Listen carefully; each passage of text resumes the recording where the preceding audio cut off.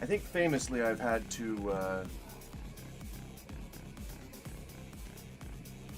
just restart the entire stream, which I really...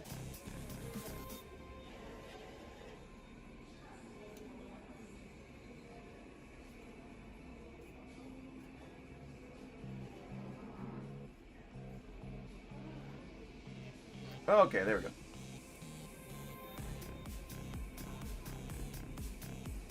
And that is not casual quick plays. Short speed. This is not marble. And that is not the thumbnail I want to go with.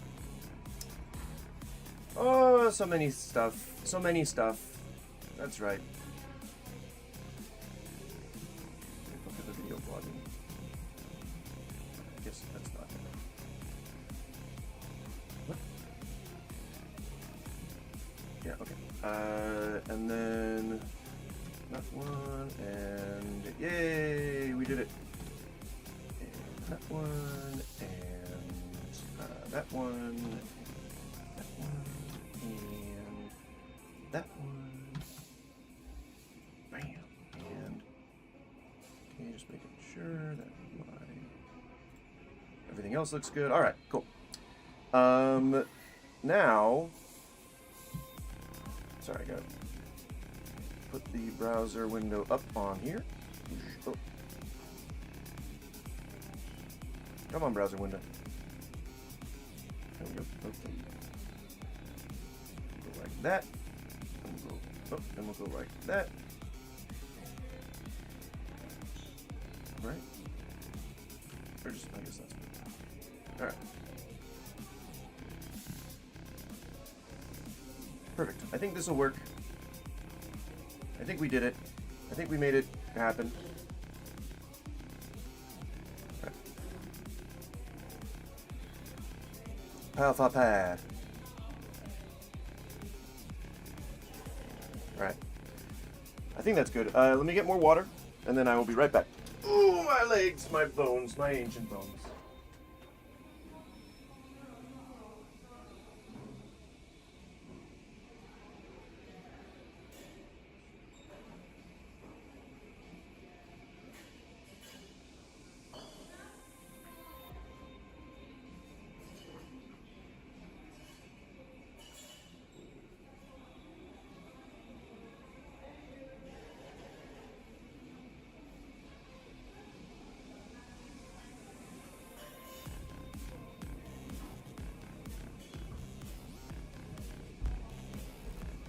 Well, I was hoping that I would get both the vertical and the horizontal today, but it doesn't seem to be in the cards for some reason. It's them bastards. I don't know which bastards, but it's them bastards. Some bastards. Alright. Get my headphones on. Get my microphone up. Mic up. Got my water. And here we go. Hello. Hi. If you have never seen me before, my name is Goose. And for some reason, the camera is like really, really pointed, like not at me. So I don't know what's causing that. It is just really like... I guess I'm gonna stand, huh? I guess I'm gonna have to stand. Won't be able to sit for this, unfortunately. Phone cam.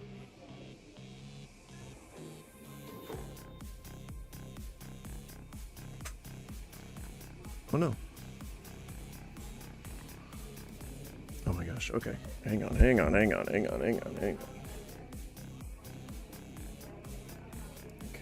and then phone cam.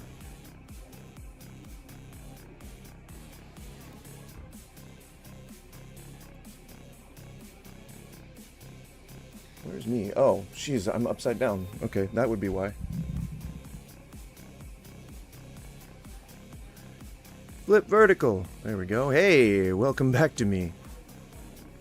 Welcome back to me, to my face. Okay, and then I'll have to adjust the phone cam here.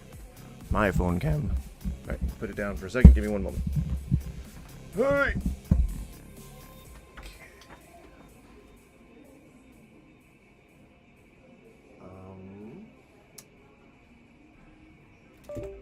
I feel like it was a mistake to put that as high up as I did in the first place.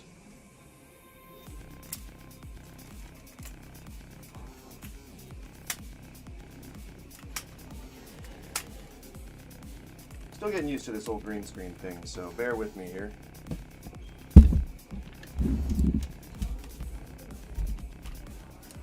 This is very much my first rodeo. Not my first rodeo, but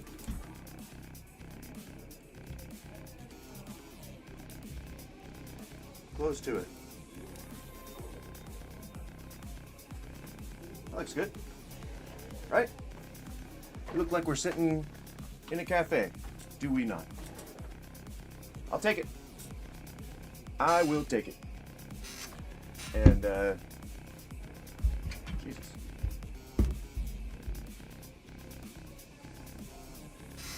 Alright. I guess this is where we'll do it. From right chair. It's on sub only.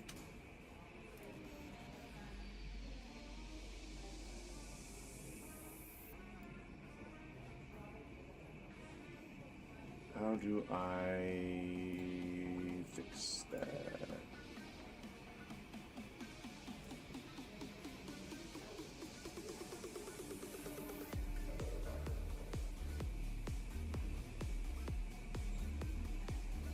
How do I fix it? Oh my gosh, how do I fix sub-only chat? Somebody help me. Oh, here we go.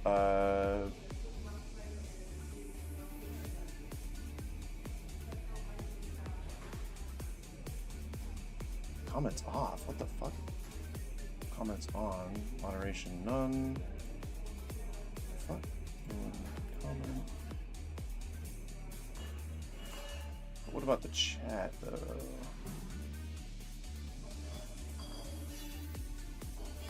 How do I do this? When I came in it said subs only, it wouldn't let me comment. That eventually went away. Is it...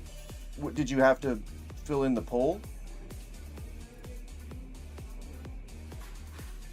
Live chat. Oh, anyone. There we go. Alright, should be good. Welcome, welcome. Now anyone can send a message. Thank the frickin' Lord. Okay, cool. Well, if you need any job advice, that's why we're here. Welcome. Hi, I'm Gils. I'm Gils. Welcome. Today we're sitting in a cafe. And if you're wondering why we're here, so am I. You know? I don't know why I was called to this place. It is, it's a mystical, magical thing. We've somehow ended up on the other side of the universe. I don't know how it happened. I need you to not be connected to me, to this. Because that is where I am encountering a lot of the difficulty that I am having. Yeah, look at that. Jesus, all these fucking cords. Oh my god. Ridiculous. Absolutely ridiculous. A person should not have this many cords at this time. At the same time. In one thing. Oh my dear god. Ah! That's just a charger. That doesn't even need to be there. Oh jeez. Oh,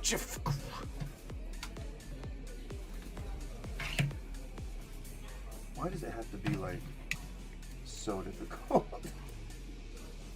Why does all this just have to be so damn difficult? It should be easy to entertain. We are not charging. We are now charging.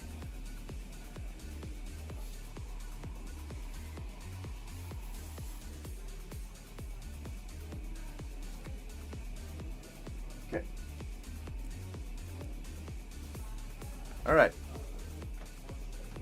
It's my hope that you stay charging. That's my hope. We don't know if that's actually what's going to happen, but that's my hope. So in addition to that, hi, hello, I'm Goose. It has taken an hour and 18 minutes, but we're finally on schedule.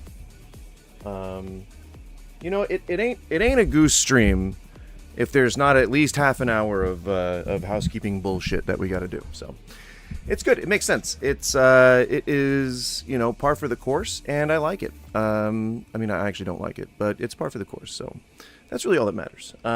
Today we're going to be both reacting to some job advice videos, but we're also going to be, yeah, there wasn't a poll. That was an accident.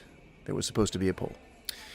The poll is, should we end tipping in America? Because I think, you know, that's sort of like a controversial enough topic that I think enough people want to weigh in on it. But I can re-implement that right now. Should we end tipping in America? Now, if you guys aren't familiar with how tipping in America started, that is an interesting story. Not how it started, but kind of how it got to where it is. It was a product of English culture, but it was the Anglophiles who put sort of the emphasis on tipping, especially after slavery ended. Not a good history. Not a good history. Sort of the same as our relationship with racism in America here. All right. So, the main goal of today is to answer any questions that you might have about cooking or what the fudge.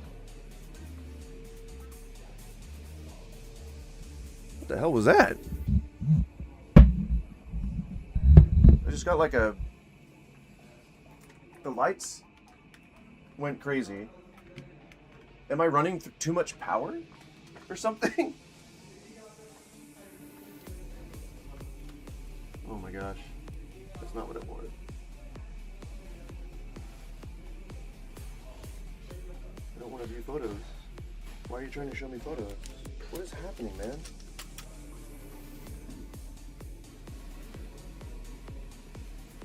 I think it was overheating. Hello. Hello again.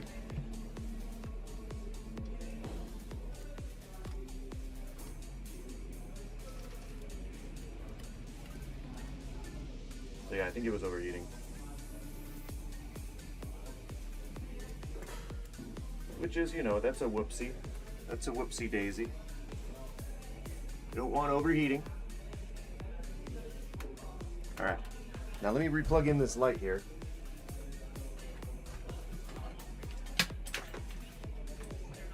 I need lighting.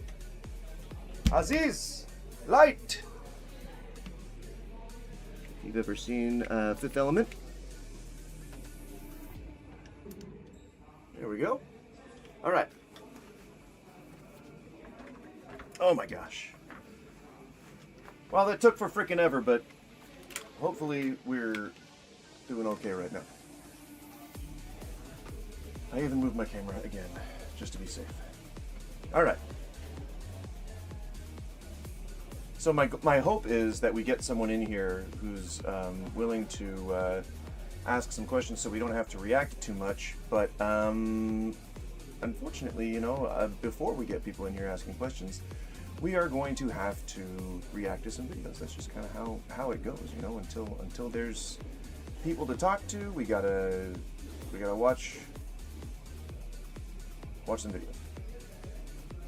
I did not mean to resize that.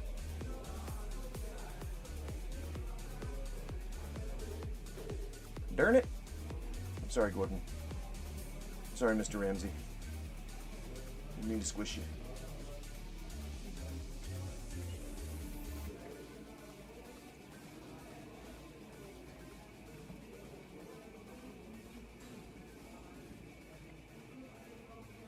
Where's the end of that video?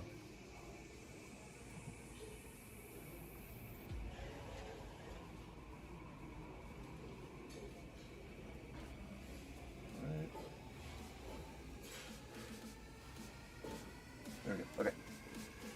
Perfect. Although on the video it's not. But that's all right. We're getting there. It's all a trial and error game. You know, you got to deal with the tools that we are given. If you're just joining, welcome. We are talking about cooking and job search advice. If you've ever needed any kind of assistance in finding a job or finding or entering a new career, if you want to become a cook, I wouldn't advise it, but more power to you. You are more than welcome to hang out and ask some questions and react with us to the things that we see, the videos and stuff. And yeah, very much thanks for showing up. Cost in running a restaurant that most diners are unaware of.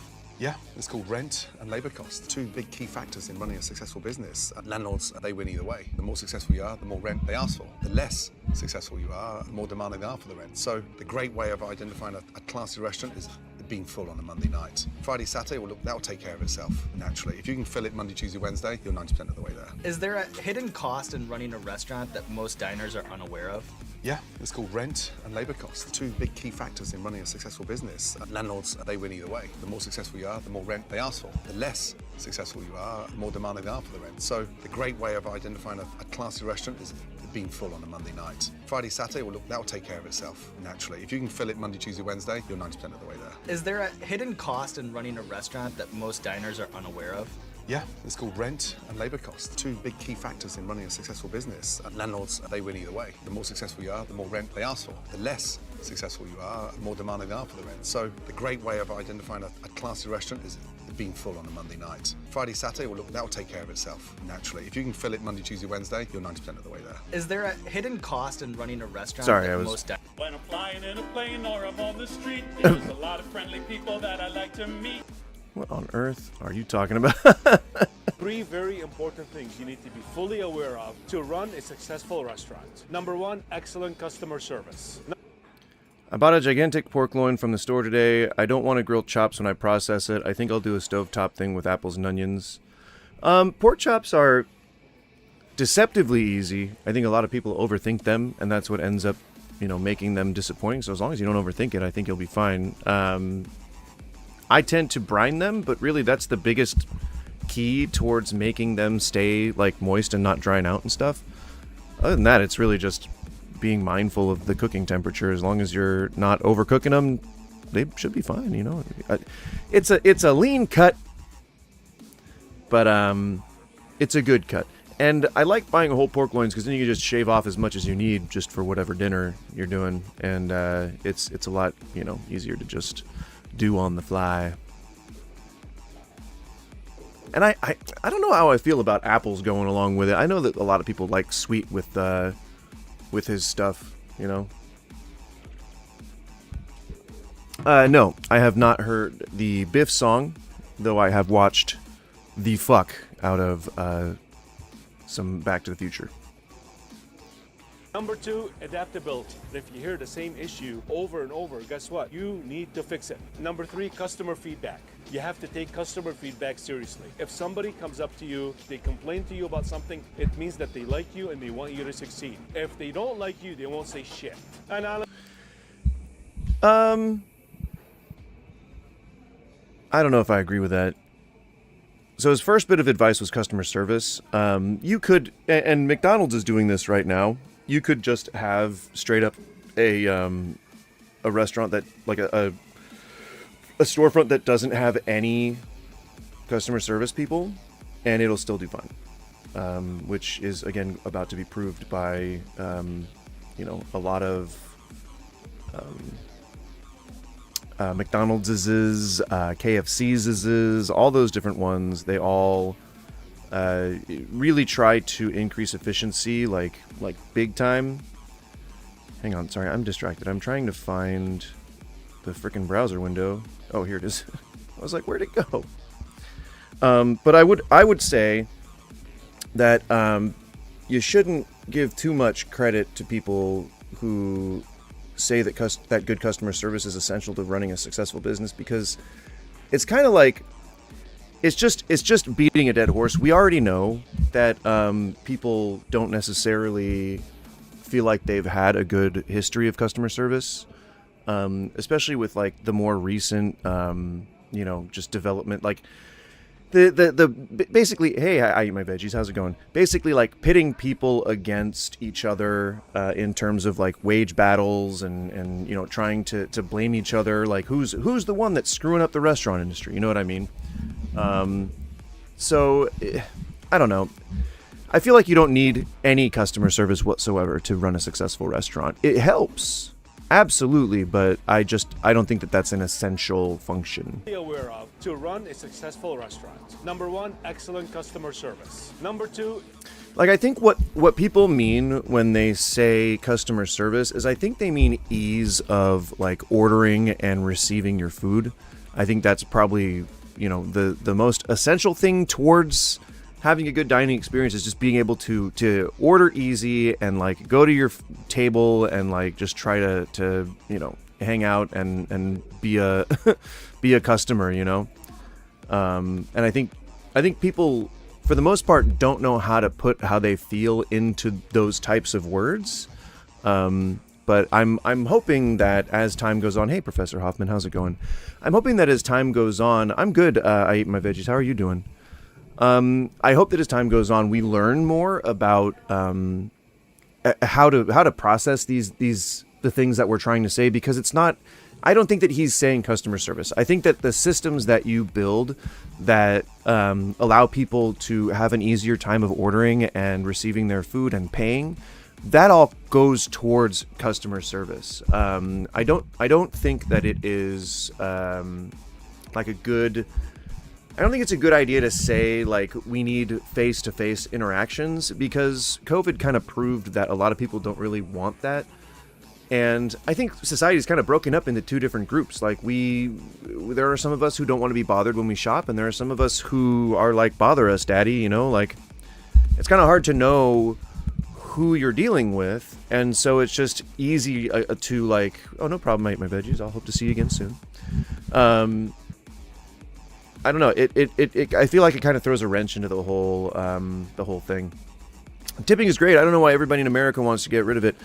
Well, not everybody. I don't think that it's tipping necessarily that people have the problem with. It's feeling like they're subsidizing wages. Like that's the argument that I hear all the time against tipping, is that we are essentially subsidizing restaurant owners' lack of ability to pay a living wage. And it's a shitty argument, because it's our fault that the pay is so bad. Like, we really should have been raising the minimum wage with the rise in cost of living. Like, directly parallel, commensurately, 100% equally. But we just didn't do that for some reason. And I don't think that's fair to workers, because then we are having to be pitted against our bosses, who don't necessarily have to be held accountable. To just kind of beg for tips or beg for wages. It's just kind of like bullshit, Yeah, tip culture is the real problem, but as a concept, I think tipping is a genius idea. Well, I guess, in that it could inspire people to be better at their jobs by providing a monetary incentive to go above and beyond. But it also creates a bit of a not dangerous. Toothpaste minimum wage, I believe, is still $7.25. I don't think we've raised it anytime recently, but $7.25 does not pay for much. My last job, I was making 11. No, it wasn't 11 something. It was 14, 15. I don't remember. It was a part-time job at like a weed shop, so it was minimum wage plus tips. So here in Portland, minimum wage is higher, but in America we have a federal minimum wage, which is I think $7.25 still. Yeah, it's very low. It's very low. It hasn't increased in like 25 years, I think. The main thing about it is that the government been saying that it's up to states to raise their minimum wage in order to, because they say that the cost of living is really dependent on where you live, which kind of makes sense. But I think that we should also be implementing federal protections for workers. Especially for making too little, you know what I mean? That's That would be a good protection to start with, I would say.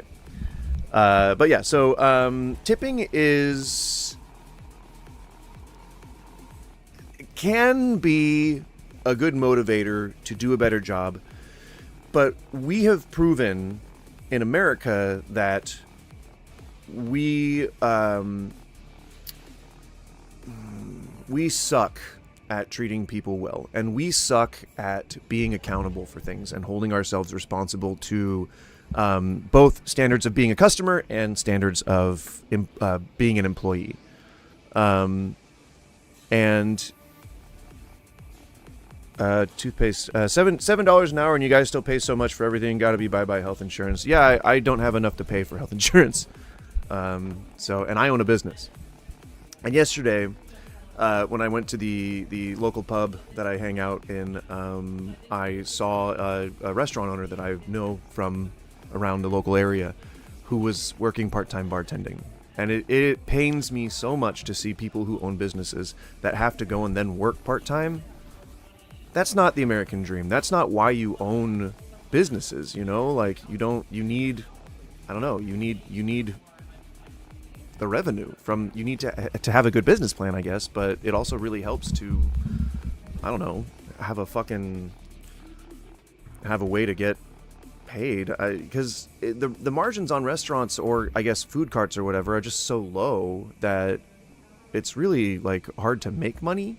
And so you have to be aggressively expanding and marketing yourself. Guerrilla advertising is a good way to do that. Name a character for an edit. From what? You can't give me a question like that if that's just so broad and open-ended, because I have ADHD and I'm not going to be able to give you got to give me an IP or something.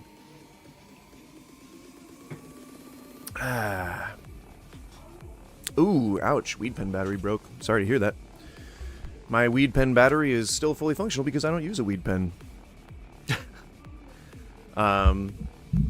So yeah, to the point of tipping, I think that it can be a good thing when used for its specific purposes, but I don't think that we do that anymore.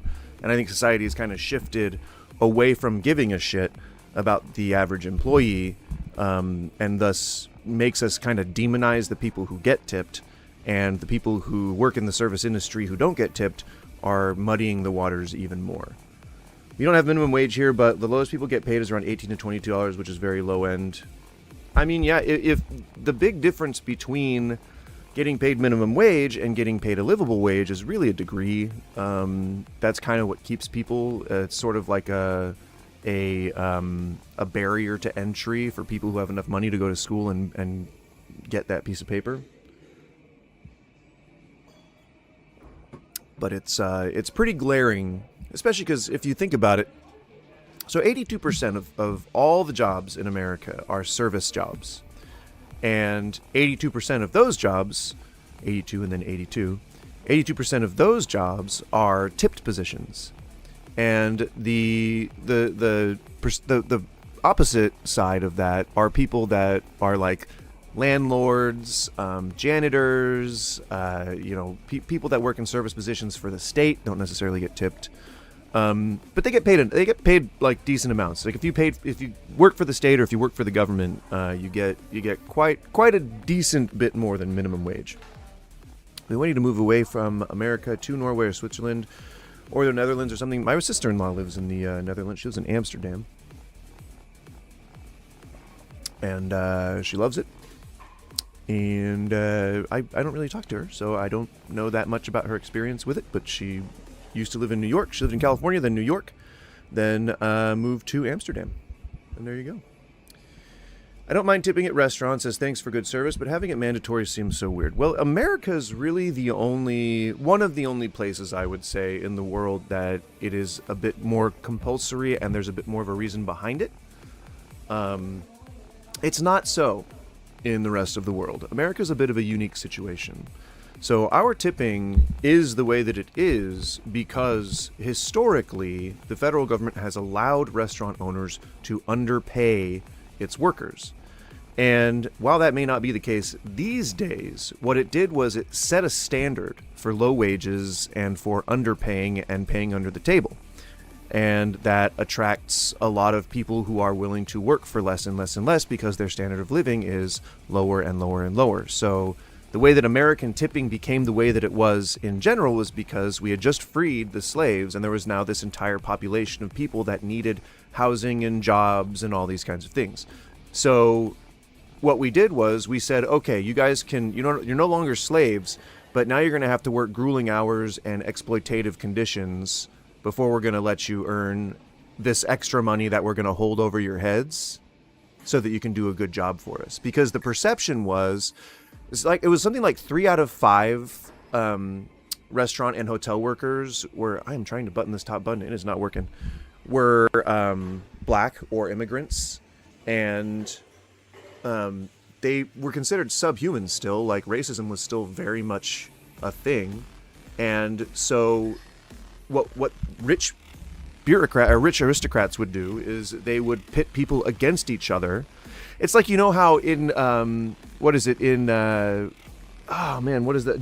in Django Unchained, where I think it's Leonardo DiCaprio's character, he has 2 slaves fighting each other.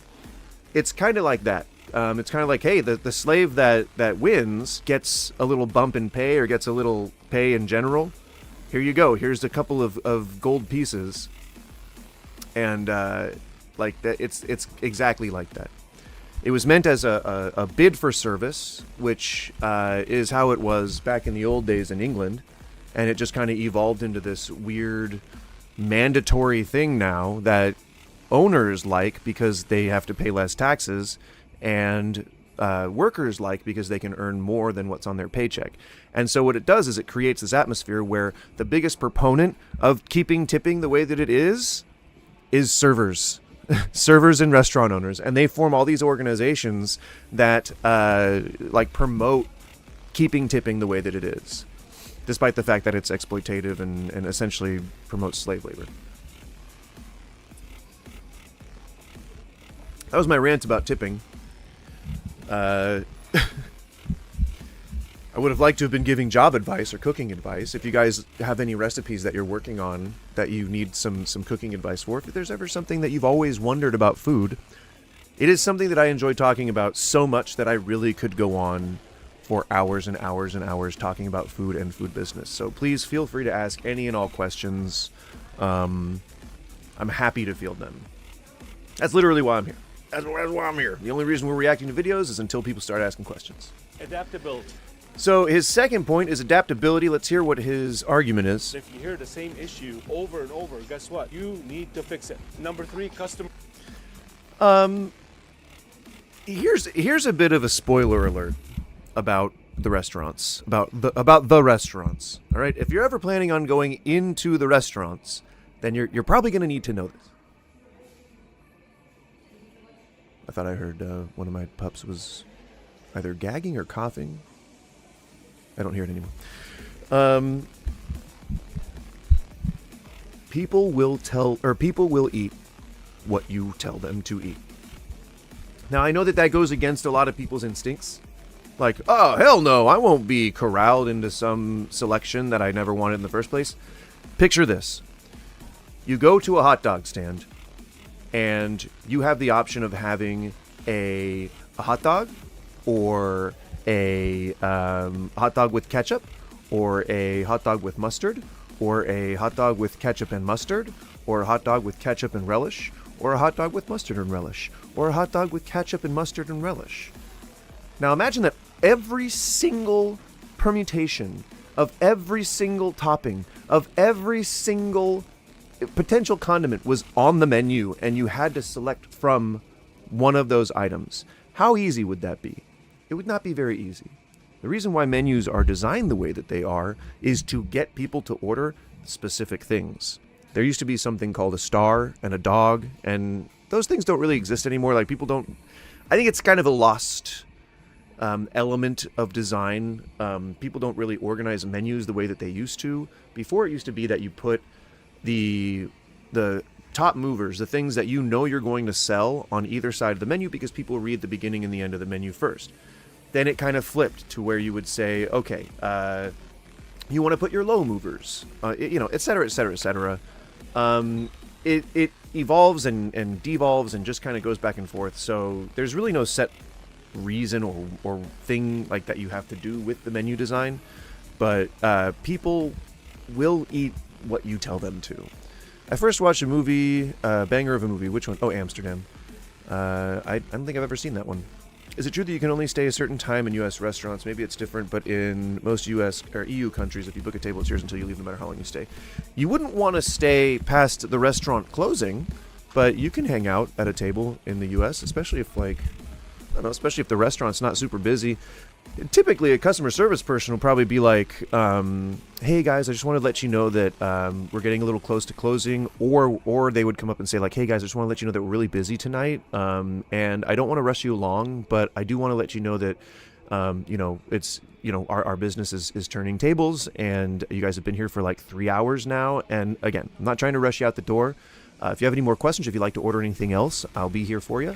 But I do wish you a good evening, or whatever. You would want to, in a friendly way, push them out the door, but make it sound like the idea is going to come from them, like it's their choice when they do it. But you're actually pushing them along. You're actually saying like, you guys, you probably like, get the fuck out.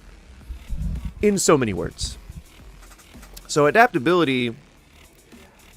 I think what he's talking about is whenever someone has a problem with something that you need to change it, meaning if they complain that one of your dishes is too salty, or if they complain that it doesn't come in a way that makes it edible, like that makes it easy to eat, like let's say if it's like a sandwich or something that's too sloppy, bread gets too soggy, whatever. They're the loudest voices that you're going to hear, which he doesn't seem to understand because he says the next thing. The loudest voices you're going to hear when you open a business are going to be the people who don't like what you're doing. And it's going to either be that they come in with a preconceived notion about who you are or what you're doing, and they're just immediately going to poo-poo all the stuff that you do, or it's because they have a genuine problem with some of the elements of whatever it is you're making. I would say that the best thing to do is to not listen to people like that. Do not listen to the people who are asking you to change things. I know, like, it's such a paradox because you do want to be able to adapt to changes in the market and to changes in your logistics. And if the season changes and some produce that you are ordering is no longer available, then you're going to have to make a pivot.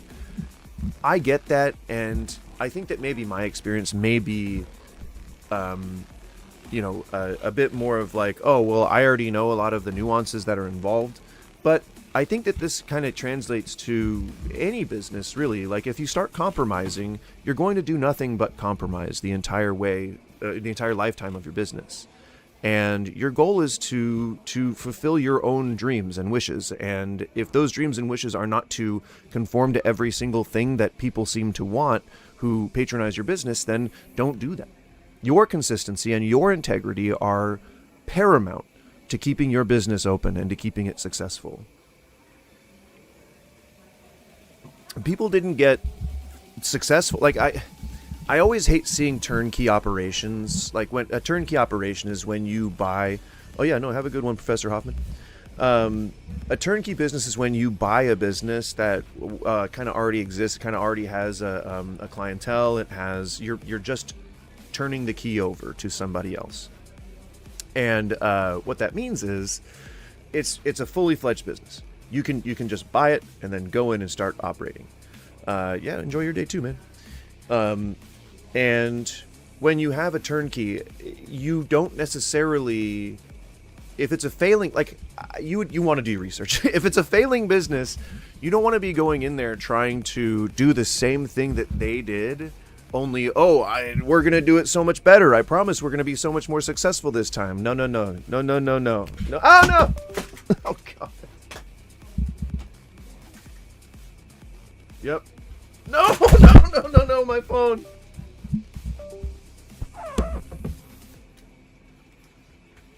I knew it was going to happen. I knew it. Oh my gosh. I was talking and I talk with my hands.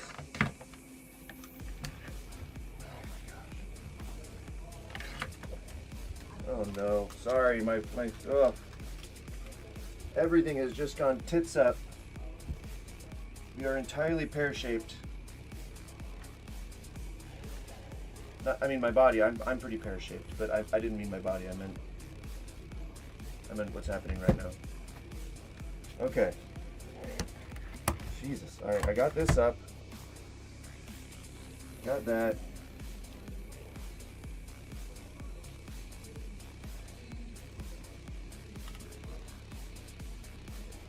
Whew.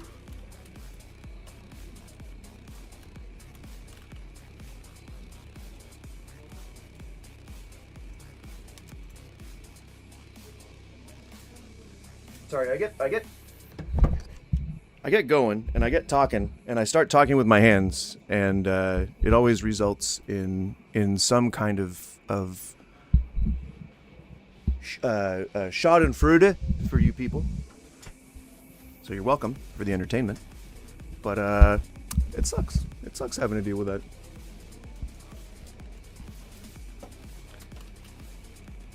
And just so this doesn't fall over again, that's the one thing that really fucks things up, is when this falls over, because that's my phone on there. Dangerous. All right, let's keep talking. Customer feedback. You have to take customer feedback seriously. If somebody comes up to you, they complain to you about something, it means that they like you and they want you to succeed. If they don't like you, they won't say shit.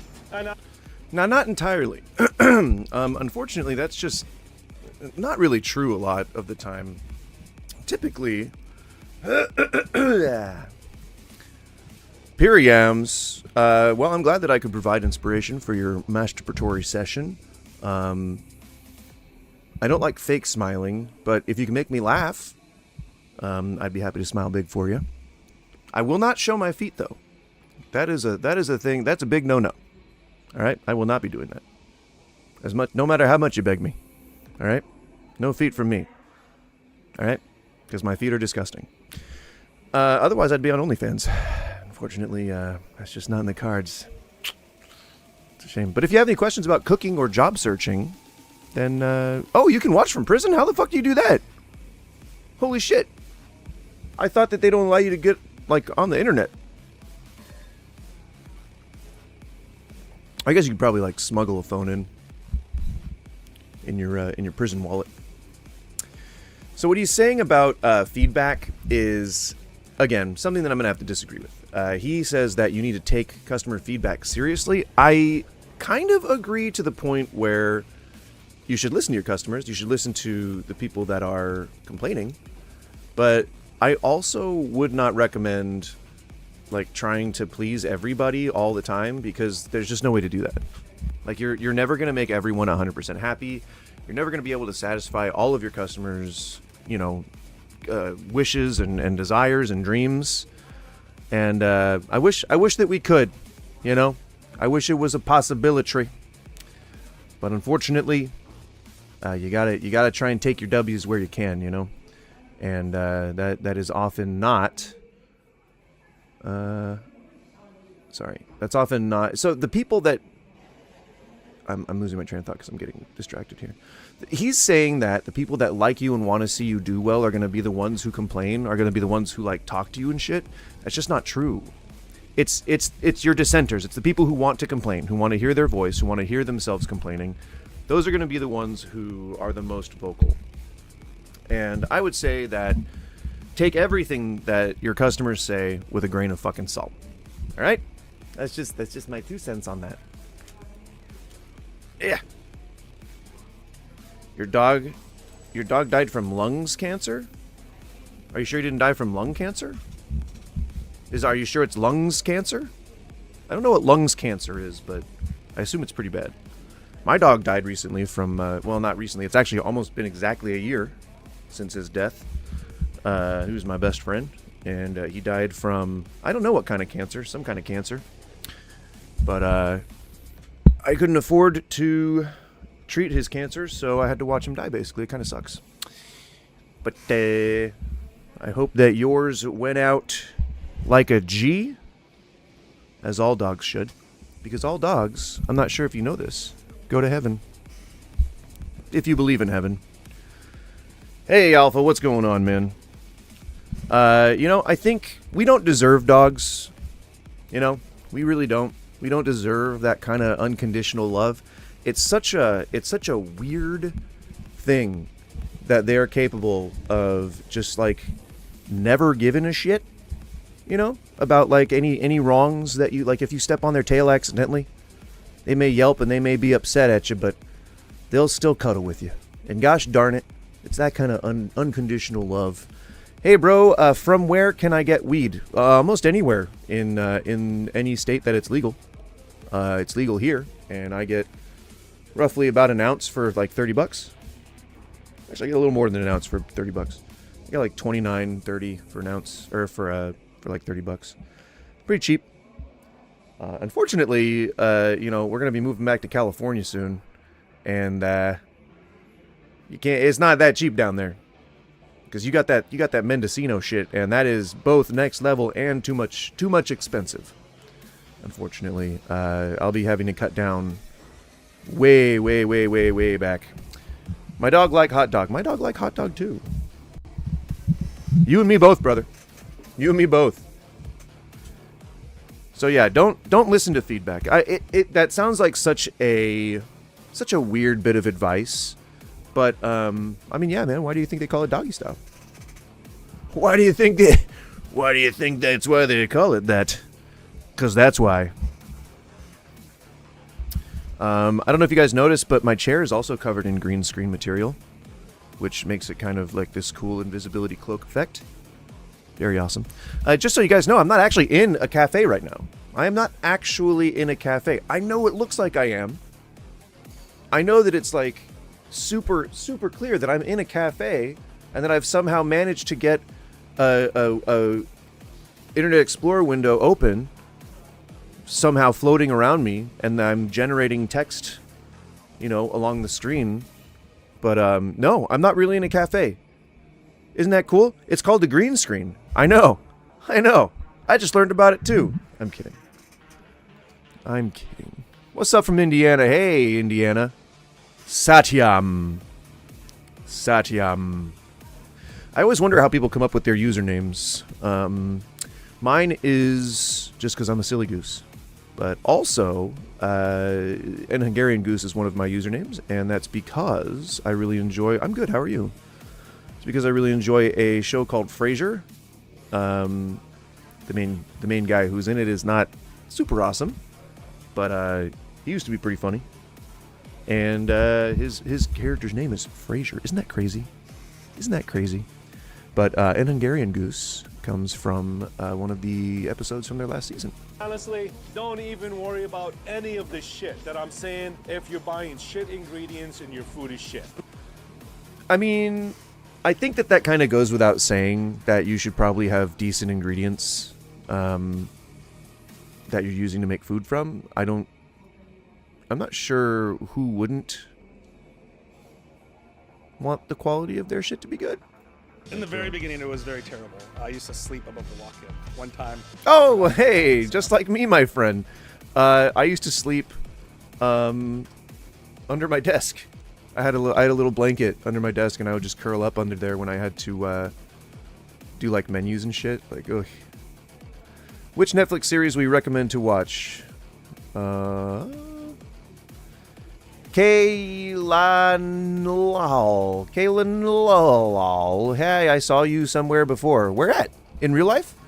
I am out and about quite often. And if you live in the PNW, then I wouldn't be surprised. I like to take my dogs out quite often. Netflix series is, I don't know if Chef's Table's on there anymore, but I would definitely watch anything cooking related, because that's what this live stream's about, gosh damn it. You guys. Raj, how's it going? You know? Oh no. Oh no.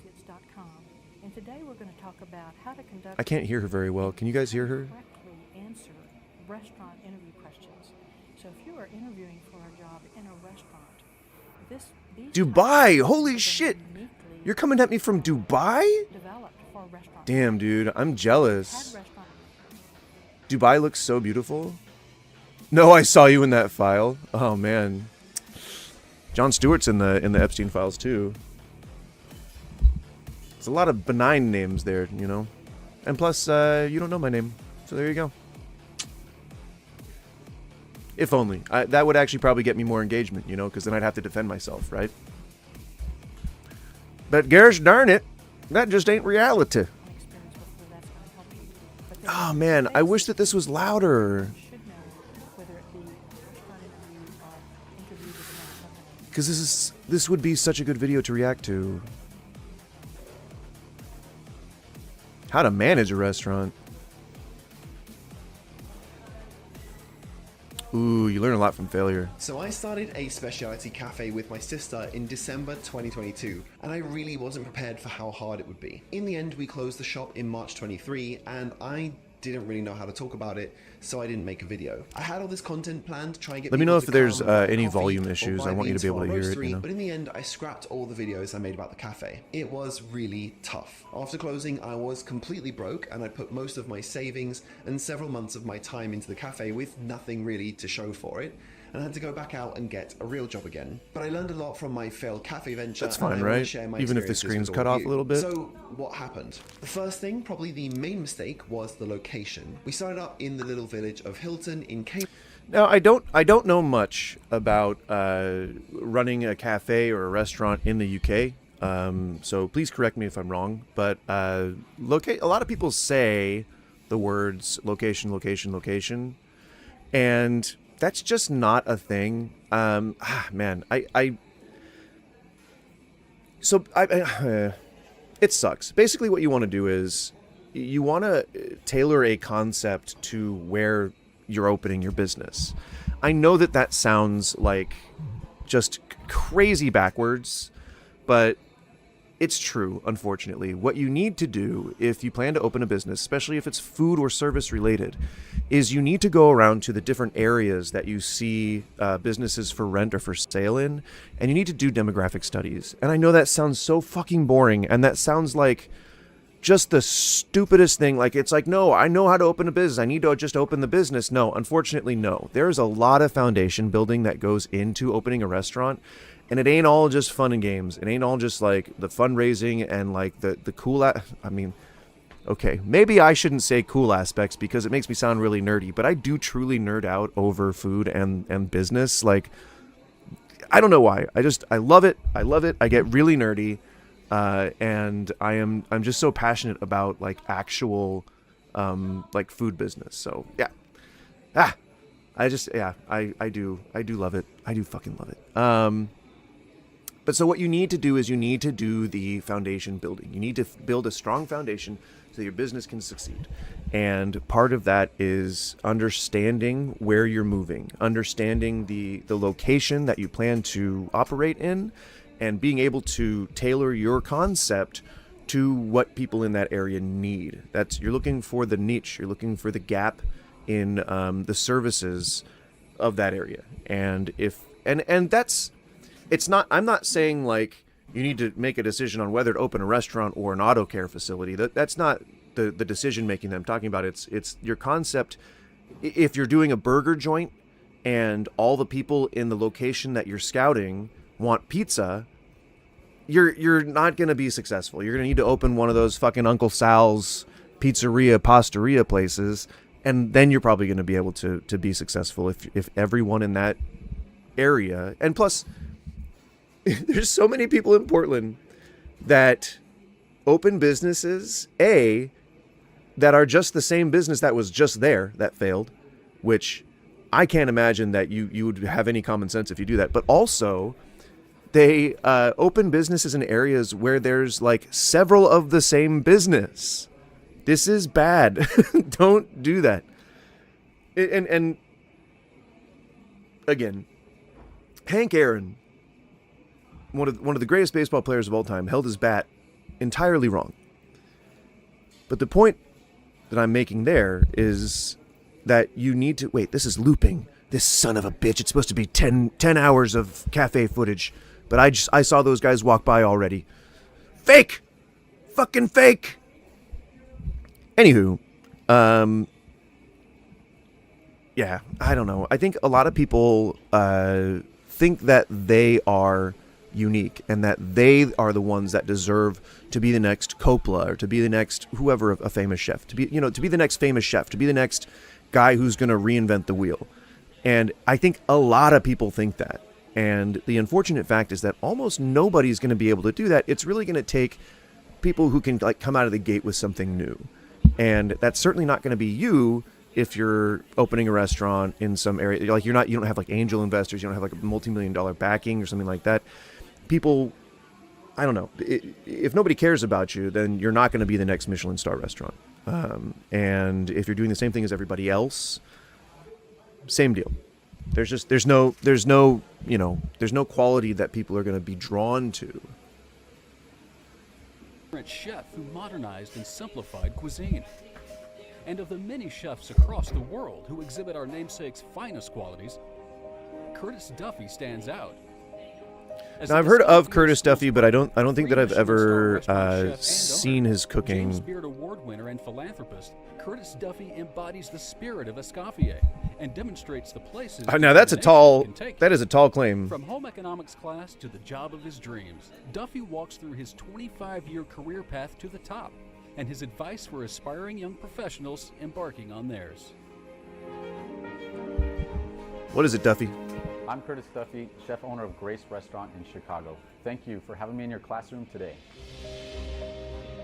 Oh, we're in a classroom, I guess. My passion for culinary arts began Oh, it's the when I Escoffier was School for Culinary Arts. That's why he's 14 saying that when I stepped he embodies into, Escoffier. home ec class, probably 6th or 7th grade.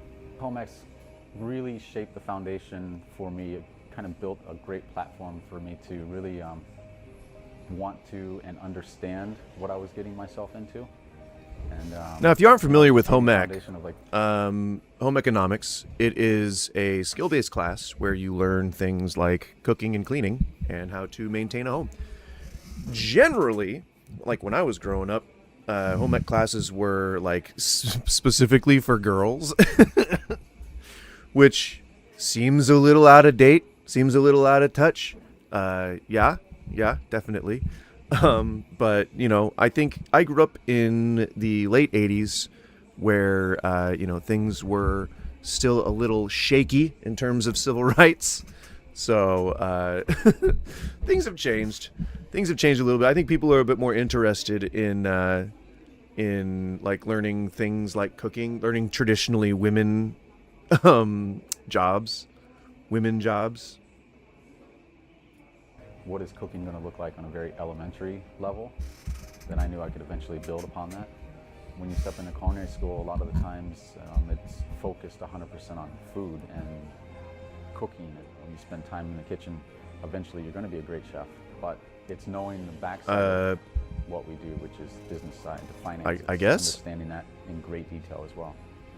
With anything in life, whether it's food, photography, motocross, whatever it might be, it's motocross. From within. It's following your passion from within inside, not stepping in. I like the guy that you didn't see it in the footage, but there's a guy with the fucking prison tattoos. It all comes from within. You have to be driven from within. Otherwise, you're not going to be happy. I think I've been fortunate enough to have a handful. So what I don't like, and I know this is a bit nitpicky, but what I don't like are these like celebrities, and that's essentially what they are. Is they're chefs who have helped enough famous people to have caught the eye of someone who can help them, and they've now been taken under the wing of somebody. You don't become a famous Michelin star chef after being a Michelin star chef. It's usually the other way around, and I know this. I don't want to badmouth any of the people that I used to work with. So let me just tell a story about somebody that I know. A friend of mine once opened a series of restaurants with a business partner of theirs. The business partner was arguably, I would say, less qualified to work within the restaurant than he was to open them. And as a result, this friend of mine ended up having to do all of the legwork and ended up having to do all of the grunt work, and was on their hands and knees scrubbing tiles and laying grout and things like that, in order to build out these kitchens that they were opening for people that had to scramble to shore up policies after the passing of a law that said that you have to serve food if you serve booze. And so my friend, the friend of mine, he contacted an old buddy of his to start a business because there was plenty of room to capitalize on this, and plenty of bars around the area needed kitchens all of the sudden. So that's kind of what we did. Our whole thing was this friend of mine, his whole thing was that they're opening this business and they are going to put kitchens in each of these restaurant or bars that need to become restaurants all of a sudden, for as little as possible, and then they're going to hire and train staff, but they're going to work it before they do that. So they'll be there. They will be the chef, the sous chef, and the cook and everything until they can hire people, and then they will shuffle out, collect their pay, and then move on to the next place. These projects took anywhere from 3 to 6 months, depending on how ready they were to have a restaurant built inside of them. And so this friend of mine did this about 6 times and was able to secure quite a good reputation among the restaurant industry where he opened things up. And along the way, he made a lot of contacts and met a new business partner who will later abscond with all of his money. But that is a story for another time. Basically, this friend of mine, his business partner at the time, God, what a history of shitty business partners this guy has had. So he opened up his own place. He decided that all the money that they had made from opening these restaurants was good enough, and so he split off and he opened his own restaurant. And, more power to him. But when he was drunk the night before everything shut down, he had mentioned to my friend how shitty he thought his performance was and how he never thought he ever gave like 110%, which was complete bullshit. But so my friend watched this guy just cozy up to all these people who helped him along the way, and he never brought any of them with him. He simply rode their coattails until it was sufficient in order to get himself a Michelin fucking star. And so my friend, the friend of mine, who is not me, now looks back on that and sees this guy getting a Michelin star and wonders, where the fuck did things go wrong for me? But again, that's a story for another time too. Of mentors in my career. So yeah, I see these guys with tattoos, like full sleeves, and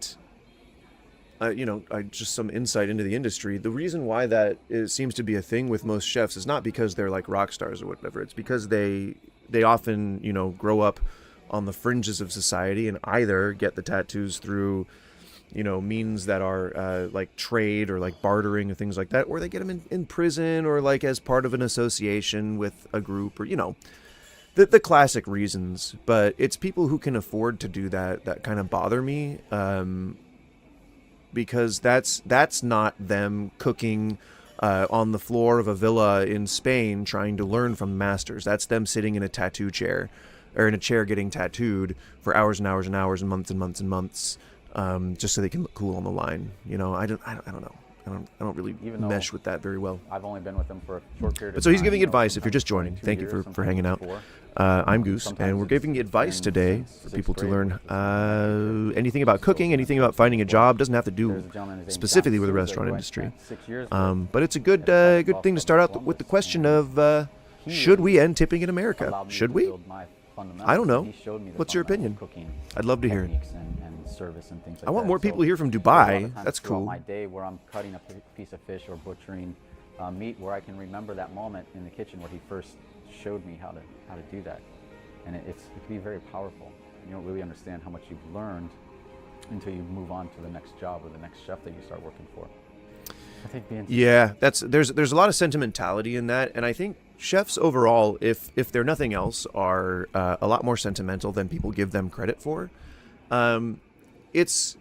the art itself of cooking is not just a profession. It is an art, and we tie a lot of our memories into the stimulus that causes that sense of satisfaction when we complete a work of art. And the cool thing about chefs being artists is that they get to create and recreate art over. It is someone else's art until they start their own thing, but it is creating art over and over and over again. It's like a professional art reproduction specialist, and you just do it over and over and over again. And it gives you a sense of pride because you're able to complete an art piece. You're able to complete a work of art throughout the entire day multiple times. And there is a great sense of satisfaction that comes from that. Successful in any industry, really, I think it's hard work, it's dedication, it's being passionate about what you do.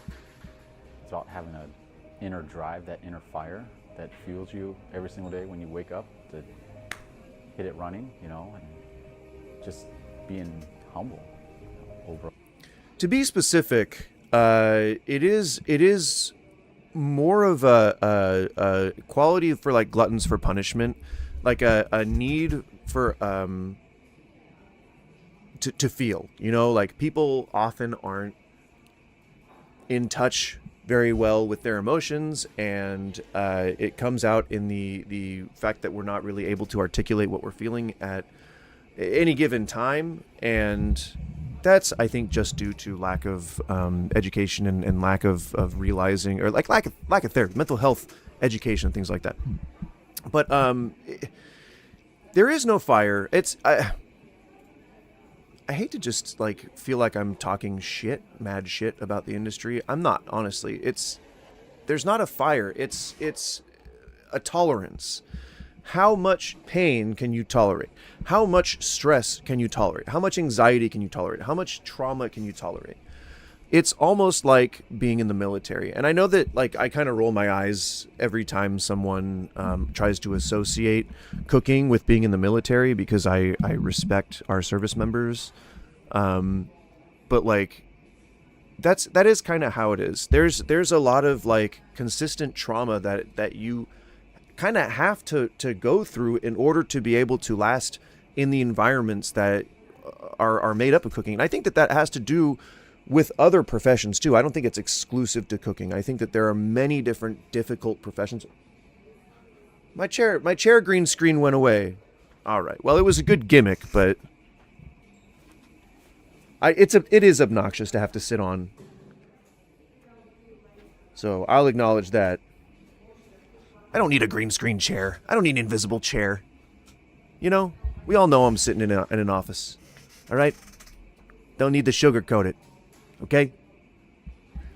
But yeah, I think that there's a lot of people who will overblow how hard of a job it is, and there are a lot of people who will oversell it and try to say like, oh, cooking's like one of the most difficult jobs, you'd never be able to do it, you know, stuff like that. It's BS. It's just like any other job, but there are elements of it that are intrinsically abusive, and you really have to take care of your body, like your actual joints and shit, if you want to stay healthy. Let us move on. No, I didn't mean to switch that. I meant to switch that. Well, we've always built the restaurant on 4 pillars, the 4 foundation, which is service, food, ambiance, and the wine world. Obviously, see, already from there, I can tell that this is one of those sort of entitlement things. It's not. Guy probably grew up rich. Guy probably, you know, got all the things that he needed paid for along the way, and probably never really had to struggle. That's what Michelin star chefs lack, I guess, is a grounding agent, you know. And it's all like, oh, you know, I've been groomed from a young age in order to be the greatest professional chef, you know, whatever that ever existed, and to have like peerless skills and you know, yada yada yada. But really, all it is just the access to the funds needed to maintain, you know, your school performance and not have to have a job while you're going to school. You know, your parents are well off, something like that.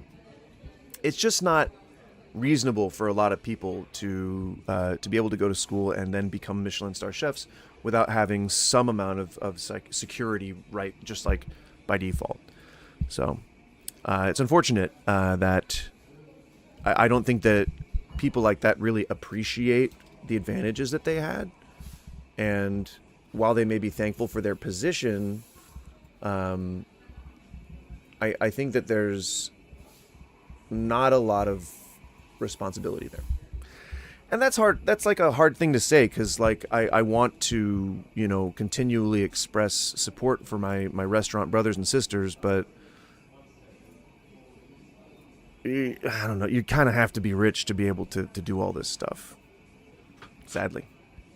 So, yeah. No more green screen chair, unfortunately. Start with a great product. You know, a great product. It was fun while it lasted. From years and years of relationships with farmers, foragers, fishmongers, and developing those great relationships gives you. You can't even say the word fishmonger. The better edge to getting those great products from your farmers. Then it starts with great service, and how do we give the best service possible, and then how do we refine it every single day. And it's the same with the cooking techniques of the food. How do we constantly refine what we're doing every single day? So do you see what I mean? Like, better every single day. He's talking about this purely as a chef, not as a restaurant owner. But Michelin star restaurants, the chefs need to be like owners. They need to be deeply involved in every single aspect of their service, and that is something that really only owners do. And it's really important. Like, you can't just go out into the gardens and pick the best ingredients and be like, okay, it's going to be fine. Because there are chefs that do that. They take like a potato and they'll slice a potato thin and they'll shellac it with some delicious sauce and they'll charge $30 for 6 slices of it on a plate. But that's not elevated food. That's just them trying to be like the other people who make elevated food. It is not itself a skill. Now, I really wanted to click on this one. This is from Indeed. If you're not familiar with Indeed, they are a job posting aggregation service. And if you've been in my channel for any amount of time, which no one that is watching right now has, I don't think we have any regulars in right now. But I have been very anti-middleman for much of the time that I've been alive and in careers. So I would really love to know what the middleman thinks is going to get you a job, get anybody a job. By the way, if you're just joining, welcome and thank you. We are covering job advice, but what I would really love is to give job advice. So if you have any questions about anything, any aspect of a career, it doesn't have to be service or food related, really any career or job is kind of up for grabs. But please feel free to ask any questions, interview questions. If you want to do like a mock interview, I love doing that shit. So please feel free. Yeah. Sorry, let me just change this real quick. Oh no, not that. I want to change the phone. There, the phone camera. Just so I can make myself a little smaller, manage the screen a little more. All right. Perfect. Okay, so Indeed. Indeed sucks. I don't know if you guys know that, but there's a way to pay to get negative reviews removed, even though they specifically state on their website that they don't do that. They very much do, just like Yelp. You know, Yelp says they don't do that, but they definitely do. And that's like, they will advertise that to business owners, saying like, oh, you know, we don't do it, but we do. I think what they frame it as like elevating more useful comments to the top or something like that. It's really, they word it very fancily. All right, I am going to go make a pee, if you will, and then I will be back. Give me one moment. I gotta set this down. I'm sorry, headphone users. But yeah, if you're just joining, stay around, or stick around. I assure you, I will try to be less boring. I'm going pee.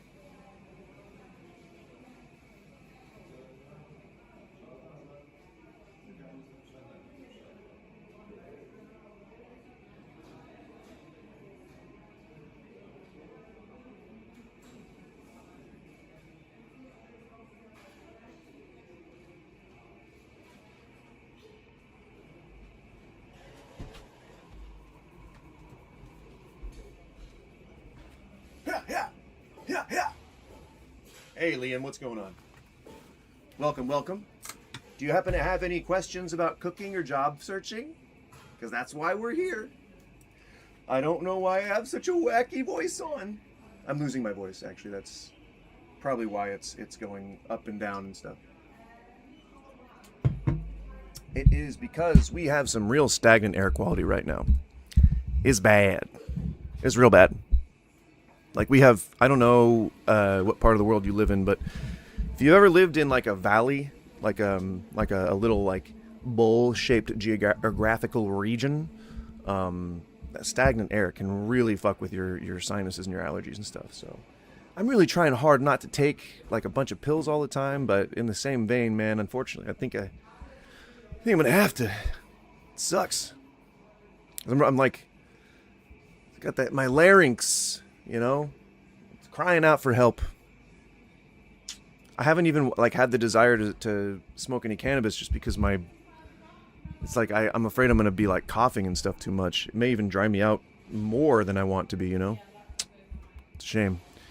So yeah, let's see what Indeed has to say about looking for jobs. Oh, I wanted to change the title real quick. I want to make it more spicy. We're gonna make just a bit of a spicier title here, just because I want people to come in. You know, I think it's gonna be a better experience if we have more people in here.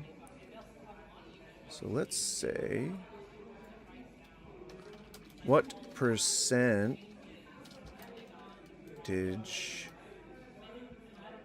or what is fair to tip? That should elicit some reactions in restaurants. What percentage is fair to tip in restaurants, guys?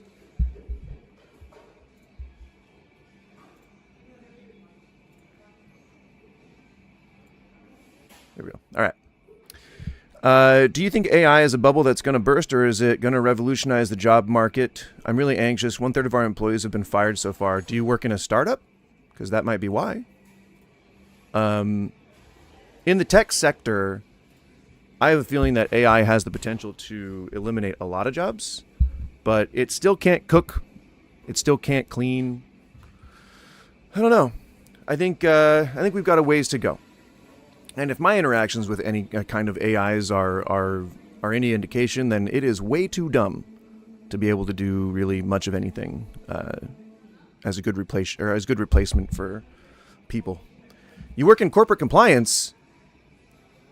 Do you know how concerning that is? That AI has replaced 2/3 of the people at your job? It's very concerning to hear. I hope that that's not true, because that is scary. How to succeed in a food service career by Indeed. Now, is it propaganda? It probably will be, but let's listen to it anyway. Food service jobs generally split into two Food service jobs? Front of house, like the host, waitstaff, and floor managers, and back of house, like cooks, bakers, and dishwashers. Front of house jobs are... So already, I feel like we are basically babying people by explaining all the different positions. The only people that don't know the different positions in a restaurant are people maybe who've never been to a restaurant or seen a restaurant on TV or ever seen a depiction of a restaurant in a movie or read about it in a book. Like, I mean, come on. You don't have to do that if somebody's job searching. Yes, it is. I mean, our boss is a narc, but I'm worried for the future. I wouldn't be. We're still at least 5 to 25 years away from, like, self-awareness, like real consciousness in AIs, emergent consciousness. We just do not have the technology to make it happen. I mean, I don't know if your fear is that AI is going to take over, like meaning like it's going to take over the job market and replace everyone. But I would say that that's a ways out. Sad Majid, you resembled Travis Head. You're going to have to describe more because I don't know who that is. Is that a person? Is that a YouTuber? Just give me a little bio on Travis Head so I know what the fuck you're saying.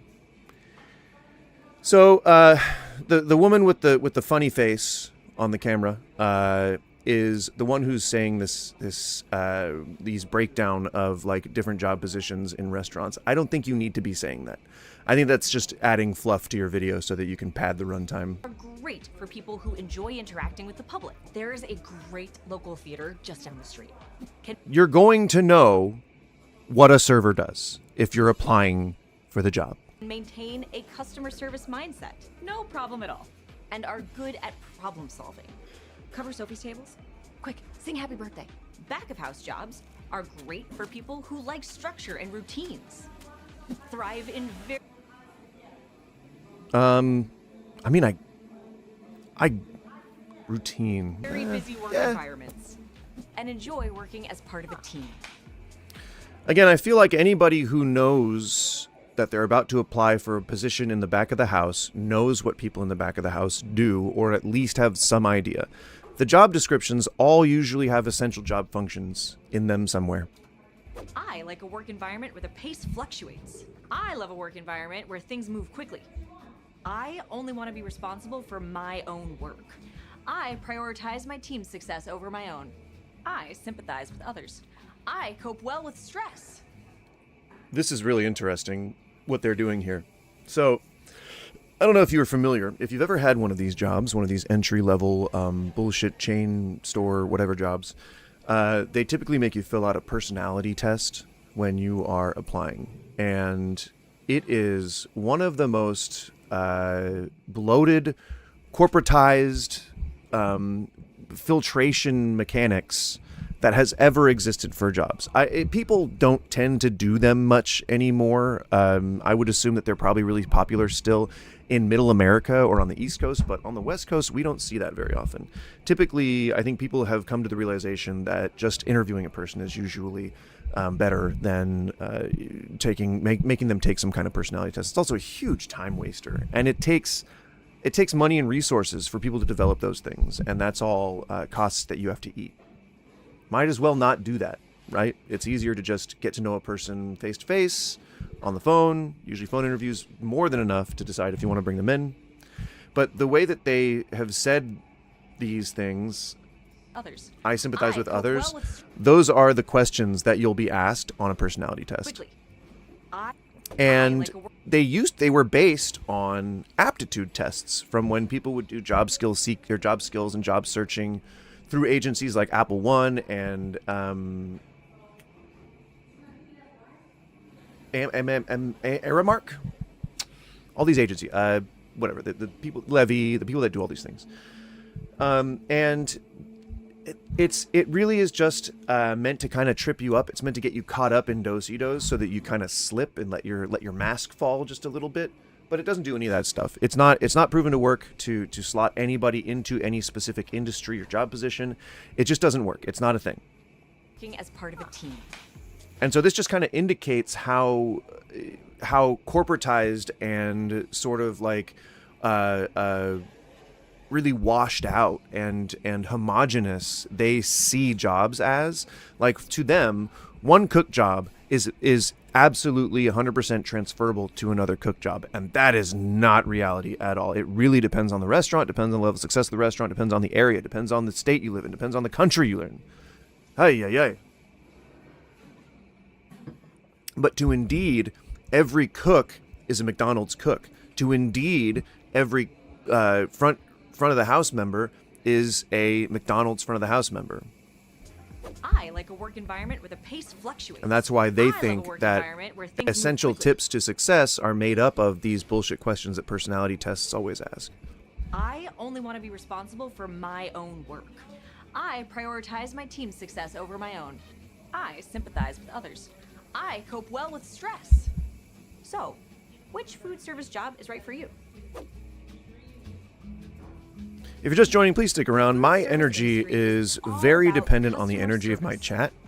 So if you guys are hype, I will be hype. If you guys are dead, I will be dead. Customer needs. Not like literally. This is what your boss obsesses over. Vibe-wise. This is what your boss wants you to obsess over. Back of house or front of house, it's crucial that you know how to manage your time, stay organized, and maintain your attention to detail. And if you see something that's not right, say something. No. Okay, now I don't want to really focus too much on the fact that they're co-opting a term that is meant for people who are actually like being predated upon. That's, I guess, whatever. But these are basic job skills. These are just basic job skills. I don't think that anybody would want to hire somebody that doesn't have these skills. In an entry-level position, sure, you might want to be able to train that into people. But these are all things that a person walking onto a job either already knows or shouldn't already know. To tell how to adapt and how to problem solve. If you want to get ahead in the food industry, learn as much as you can about how a restaurant works. If you're already working, ask your manager if you can shadow different employees or get trained in different restaurant systems. Or take professional development courses so you can earn new certifications. So everything's all on you. You shouldn't be asking to move up based on the fact that maybe your boss has noticed that you're good at your job. So it's not based on meritocracy conditions. It's not based on skill. It's based on you going to your manager and saying, "Hey, look at all the work that I'm doing. I want to move up. Let me move up." And that's just kind of like, you know, how shitty people get into positions of authority and power. So it's unfortunate. I don't think that my new title's working out very well. Unfortunately. Gosh darn it.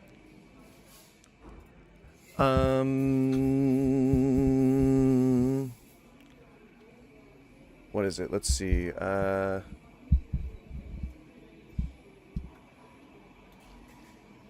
American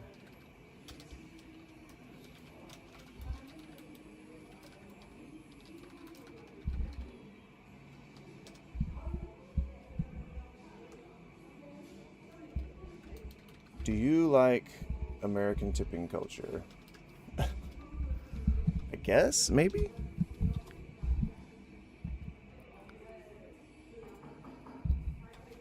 Maybe that might work.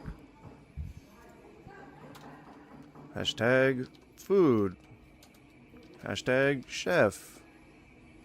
Hashtag restaurant. I don't know. And don't put it in that one. Put it in people in blogs. Why not?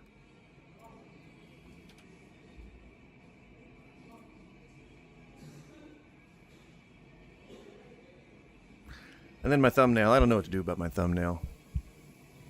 Maybe I could just put the eye mold. No, because I like just the goose standing in the living room, you know. What can I say? I'm a fan of the classics, and I appreciate them. So now that we've gone ahead and changed the title once again, please be aware that I am happy that you're here. That took a really long time to say. I really just wanted to say thanks for being here. If you're just joining, I am Goose. That's not my real name, but you can call me it if you'd like. My real name is TJ, and we are talking about chef stuff, but we're also talking about just job stuff. If you have any questions about your career or need any advice on finding a career, if you're looking to open a business, if you're looking to become a chef, if you're looking to learn more about food, if you want to learn how to cook something, please hang out and please ask that question. Feel free to ask anything that you want. I am here to field any and all topics involving food or job searches, etc. in this fantastical cafe. And we're going to find a different video because that one's shitty. How to be a great host. How to take orders as a waiter. 10 things. So, I don't know if you've seen this guy, but I don't really like this guy. A life after layoff. Why do you think he got laid off? Let's just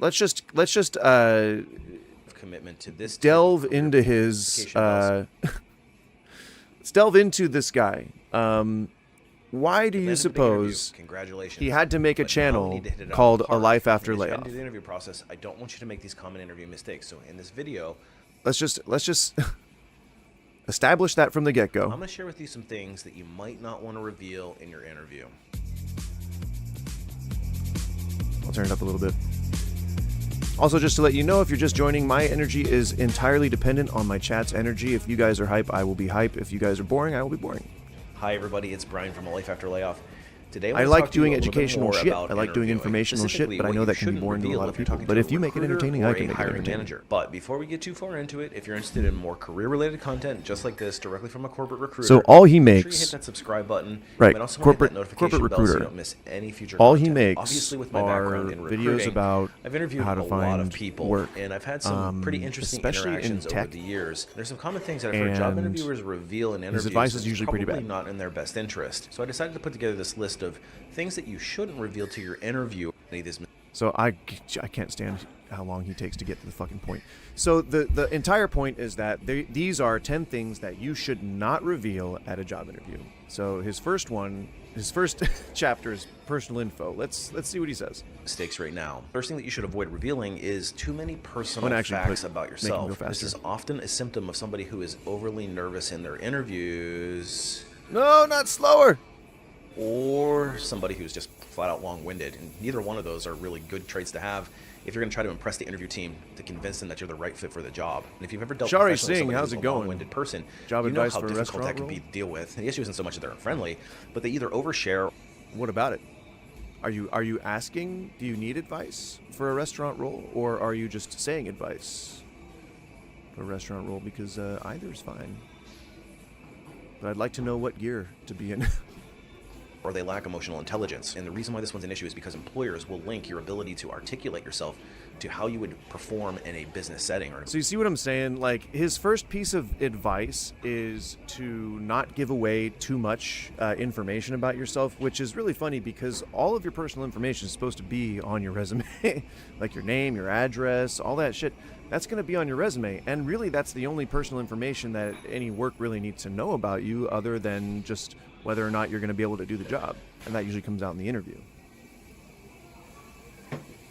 So his point here, but the reasons that he gives are just really shitty. Team to convince them that you're the right fit for the job. And if you've ever dealt professionally with somebody who's a long-winded person, you know how difficult that can be to deal with. The issue isn't so much So his thing is that if you give too much personal or somebody who's just flat out long-winded, personal facts about yourself. This Here we is go. often Sorry. a symptom of somebody who Focusing is on this. overly nervous in their interviews, or somebody who's just flat out long-winded. And neither. So, okay, his two things about it are it's either somebody that's nervous or it's somebody that's just long-winded. Neither of which are disqualifiers for any job. Like, I understand that his personal feeling is that people who are long-winded can be hindering to a project, but that is his opinion. And anyone who injects their opinion into recruiting for a role should not be a recruiter. You're supposed to be unbiased. You're supposed to be able to look at the facts and just be able to assign someone either they are right for this position or they are not right for this position. It is not based on your personal feelings or your opinions. So just because someone sounds long-winded doesn't mean they can't do the job. And just because someone's nervous in their interview, most people are. And it's not whether or not you can overcome your nervousness or just not be nervous.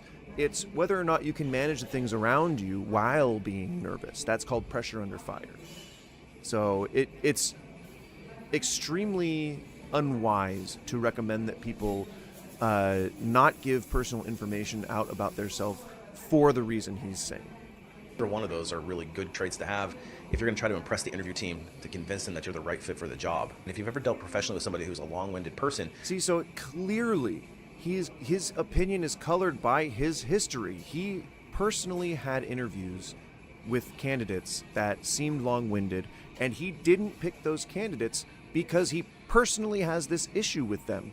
That doesn't mean that it doesn't mean you can't do the job. It doesn't mean that you're not right for the job. It just means that he personally doesn't like people that are long-winded, and that makes him a bad recruiter. Because he's using too much of his own biases. You know how That's what leads difficult to that can be to discrimination. deal with. The issue isn't so much that they're unfriendly, but they either overshare or they lack emotional intelligence. And the reason why this... See, now that is kind of a problem, that you see people as sharing personal details about themselves. Now, I will say that this is a double-edged sword. You don't necessarily want to give too much information about yourself to people, because work, unlike the way that they'd like to advertise, is not a family. Your job is just that. It is just a job. You are not yourself when you're at work. You are in employee mode, and you really need to just focus on being an employee. That's important. One's an issue is because employers will link your ability to articulate yourself to how you would perform in a business setting. Which is absolute. I mean, I'm sure that's how he does things, but that is very close-minded. It is very ignorant, and it is very myopic of a way to judge somebody's performance by the way that they talk. That is just asinine. That is just the stupidest way to run a business, and you're going to lose a lot of qualified candidates because you're looking at people in these black and white binaries like, oh, you talk too much, so you're probably not going to work very well. So stupid. A business meeting. So if you're somebody that is in sales, for example, and you're sitting in front of a client and you're going on and on and on, and you see a glazed look on their face, you're probably not going to seal the deal. So they'll absolutely use that as an indicator that you can convey your thoughts. Which is somehow the client's fault? That your recruiter can't pay attention for 2 fucking seconds? That is the client's fault? In your messages or the interviewee's fault? In a clear and concise way. So if you're somebody that tends to be a little long-winded, hopefully somebody's been nice enough to you in your career to pull you aside and say, hey, you need to wrap it up a little quicker. But generally speaking, 2 to 3 minutes in your interview answers, and that's all. Conversely, if you're oversharing because... Now that absolutely contradicts a lot of the general advice that people give for interviews, that you want to sell yourself and that you want to try and communicate your successes so that they understand and that it leads them to believe that you're a right fit for the job. That's not... Oh, man. How do I explain this? Pup, how do I explain this? She doesn't care. Basically, if...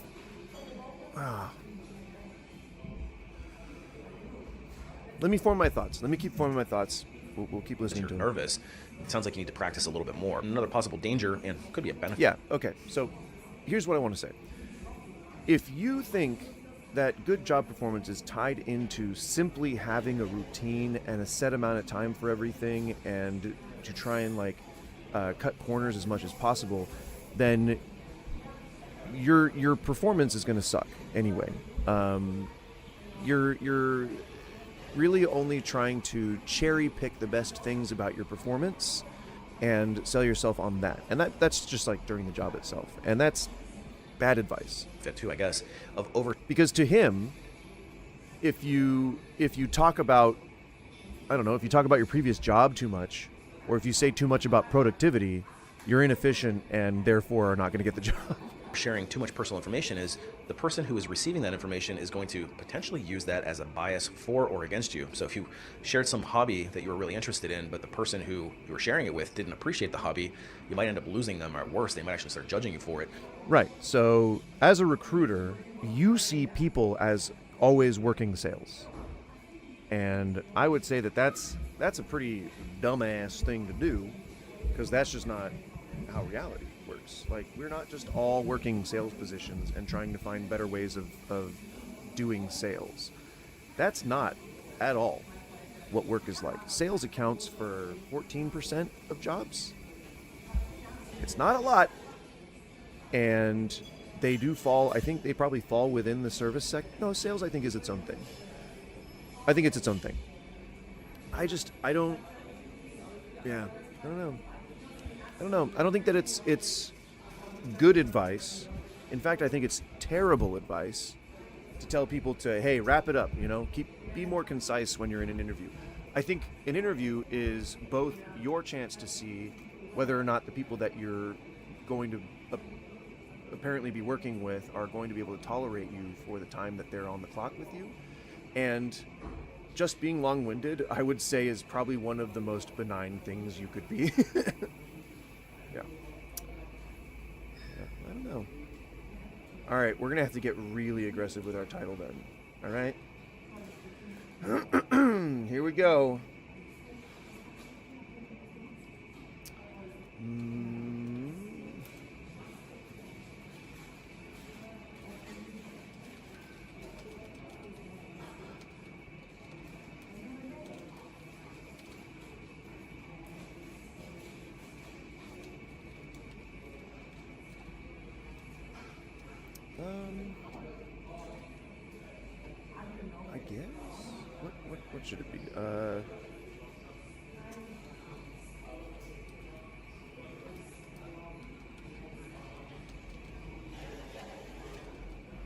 MAGA hates working people. I mean, that... I don't know if I can substantiate that. MAGA policies tend to hurt working people.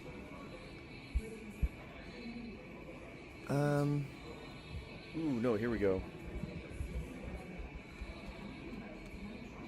Bad career advice.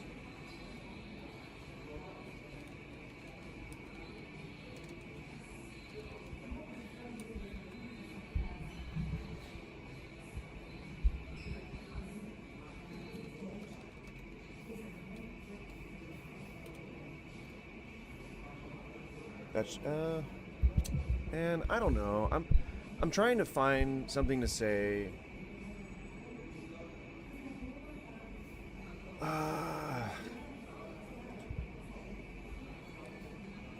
That will make people like rage bait, you know?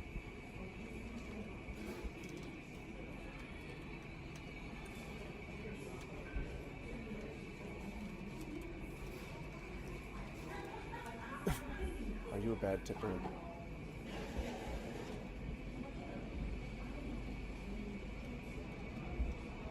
And then I'll put the hashtag MAGA. You know? Because why not?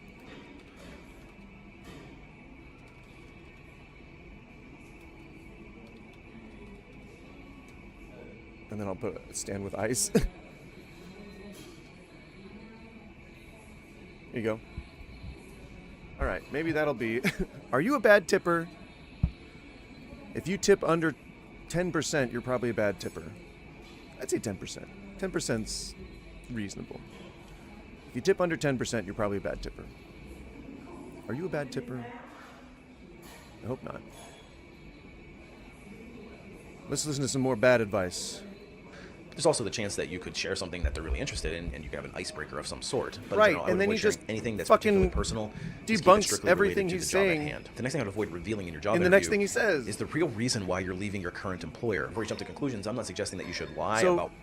First, yes, he is telling people to lie. First of all, what I find interesting is that his overall advice for interviews is to just start lying by omitting information. But the next piece of advice is just straight up lie. You can't make this shit up, people. You certainly can't. You can try, but you can't. Are you a bad tipper? If you tip under 10%, you are probably a bad tipper. Are you a bad tipper? Why do I sound like the fucking Mandarin? Are you a bad tipper? President Ellis, I've got another lesson. Oh, 15 votes. Cool. Awesome. Are you a bad tipper?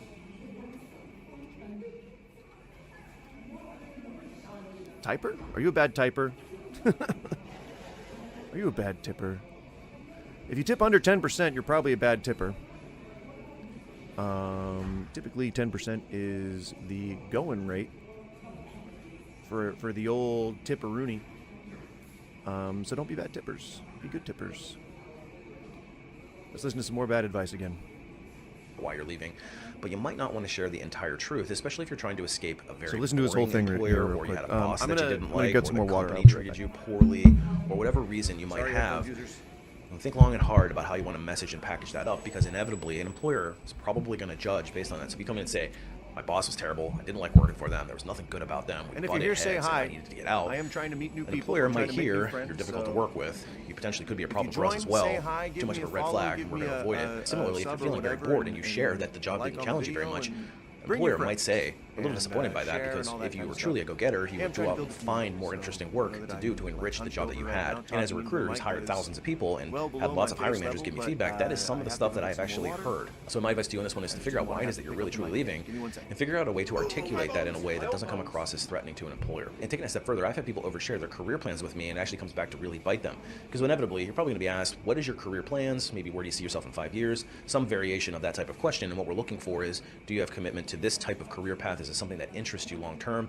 Do you have the ability to grow in this role, potentially get promoted, etc.? We kind of want to know what we have with the candidate. And when you come in and you say, well, my 5-year plan is to start a business, or if you say, I'm switching careers after 5 years, I'm going to be somewhere completely different, it's generally not going to be looked at very positively at all. In fact, that could be a deal breaker for a lot of employers. Because when you're interviewing for a certain job type and you're saying you want to start a business that's completely unrelated, basically what that's telling the employer is you're not passionate about the type of work that you're interviewing for. And the name of the game is we have to show or convey a level of passion for what we're doing if you want an employer, or in particular a hiring manager, to feel good about your candidacy. So if you do have plans to start a business or make a career shift on some level, I would certainly encourage you to do so, but just make sure you have an idea of how you want to message that in your interviews itself. I'd also avoid revealing the fact that you're interviewing because you're desperate. This may be because you got laid off or fired or whatever the reason might be, but you have a sense of urgency to get back into the workplace as quick. It is like I have a light on, I have overhead, I have studio lights. It is very hot in here, and the sun is just blaring through the blinds right now. So his whole thing. Hey, OP Mad Max, how's it going? 19 times 19. I can't do math in my head. I'm not very good at that. I assume that it ends in 1. Hey, Prabhat Pandey, how's it going? I hope you are doing well today. Same thing with you, OP Mad Max. I hope you're doing well as well. I hope you guys are both doing well. Unless you're shitty tippers, in which case, I hope you're not doing well. The next thing I'd avoid revealing in your job I wouldn't wish bad health upon anybody. Interview is the real reason why you're leaving your current employer. Before you jump to conclusions, I'm not suggesting that you should lie about why you're... This is absolutely something that people like to say a lot, especially like recruiters for tech industries, startups, things like that. They will typically ask you, why are you leaving your last job? And this guy is absolutely telling you to lie. He says he's not, but he is. But let's hear his reasoning for it. Leaving. Prabhat Pandey, of course I know that you're Indian, that there would be no other reason for you to be named Prabhat. I assumed. I mean, I know that it's never a good thing to assume, but it was it was obvious. Where are you from, brother? Are you talking to Prabhat or are you talking to me? I am from the US. What is this live streaming about? I'm asking if you're a shitty tipper. Are you a bad tipper? Do you tip at restaurants if you're in America? Do you tip at restaurants? What's a fair percentage to tip in restaurants? That's a good way to get the conversation juices flowing. So that's what the question is. Feel free to answer it if you'd like. I'm also fielding any advice you may need on food, cooking, any food or service related businesses. We're also listening to shitty advice during interviews, apparently. But you might not want to share the entire truth, especially if you're trying to escape a very boring employer, or you had a boss that you didn't like, or the company treated you poorly, or whatever reason. So this is just bad advice. And let's say that an interviewer is asking you, in India it's not respected. Yeah, I'm not sure. I don't know how tipping culture is in India. Do you guys pay your workers enough? If so, then I would say that, yeah, tipping is probably completely unnecessary. But in America, it's a bit of a different, it's a different beast entirely. It actually came out of slavery, the reason why tipping is the way that it is. And I can elaborate on that, but I feel like there are a lot of YouTube videos that do that, but I am happy to elaborate on it if you'd like me to explain it. But tipping used to be a thing called a bid for service, and it was an extra bonus that people used to attach onto somebody's service just so that they could either get better service or they could get dependable service or like something consistent. And it actually used to be a motivator, but it was also used as a bit of a breadcrumb sort of thing to pit people against each other. So it kind of sucks. Come to India. It's such a good place. Well, I wouldn't mind because I'm not a woman in her teens or early 20s or at all. So I doubt it would be very dangerous for me. Is Kerala, is that in India? And forgive me for not knowing, but is now India and Pakistan were the places that got busted up by civil war. But what's the relationship between India and Pakistan these days? I would like to go to both places, but I don't want to puff up one place if you don't like if you don't like it. I don't want to be offensive. Too offensive. So yeah, he's saying that you should, I guess, he says not to tell the whole truth about the reason why you're leaving your job. I don't know that I would agree with that. I think that there's a way, hey Ali Khan, how's it going? There's a way that you can word things that don't necessarily make you sound like you're bad-mouthing your former employer.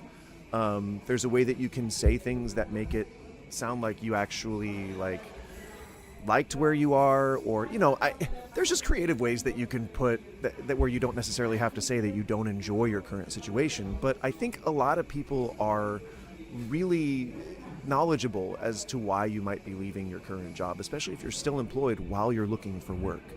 It's just weird advice to say. Don't tell the truth because they're gonna know the truth. They're gonna know, if you come up with some shitty reason the projects they're not really what I'm looking for. I'm really trying to be more involved in managerial position or managerial decisions. I'm really trying to be I really want to grow. Actually, that's a really good let's see. Pakistan got separated from India on a religious basis. Okay, good. I did not know that. But is there an idea of people who want to reunify the two? Sorry, I'm losing my voice. Bro, I'm Crypto Trader. USD profit. 497903 horse. Help. What's the image of India in your mind? That it's a place in the world that I have not visited. That has great food. In 1947, although the Ganges, the fact that one of the most common religious practices being bathing in the Ganges is a little concerning to me, just from the amount of pollution. I wish that it would be cleaned up a little bit, but other than that, I don't have an opinion on India, except that I would like to visit. In 1947, there was a partition between India and... Okay, yeah, I thought I knew that it was during the 40s, but I wasn't quite sure when. Between India and Pakistan, they were fighting from them just because Pakistan wanted more area during the partition.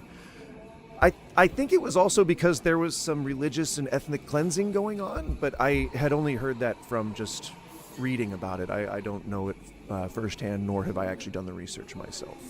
But there was some atrocities happening, I believe. And you guys probably know better than I do, so don't listen to what I say. And if it's your opportunity to educate me, feel free. You might have. Think long and hard about how you want to message and package that up, because inevitably an employer is probably going to judge based on that. So if you come in and say, my boss was terrible, I didn't like working for them, there was nothing good about them, and yet nobody's ever going to do that, and I needed to get out. Nobody's ever going to come into your interview office and just talk all mad shit about their current boss. That's nobody's going to do that.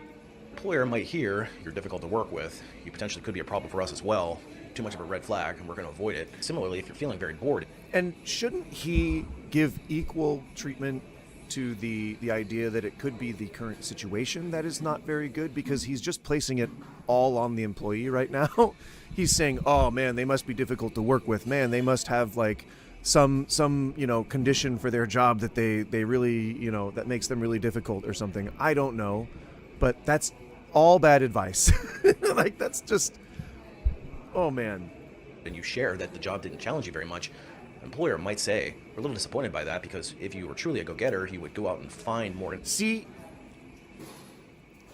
if you're ever going to become a recruiter or an HR person, please understand, take this away. If you take nothing else away from this live stream, please do not inject your personal opinions and feelings into the hiring process.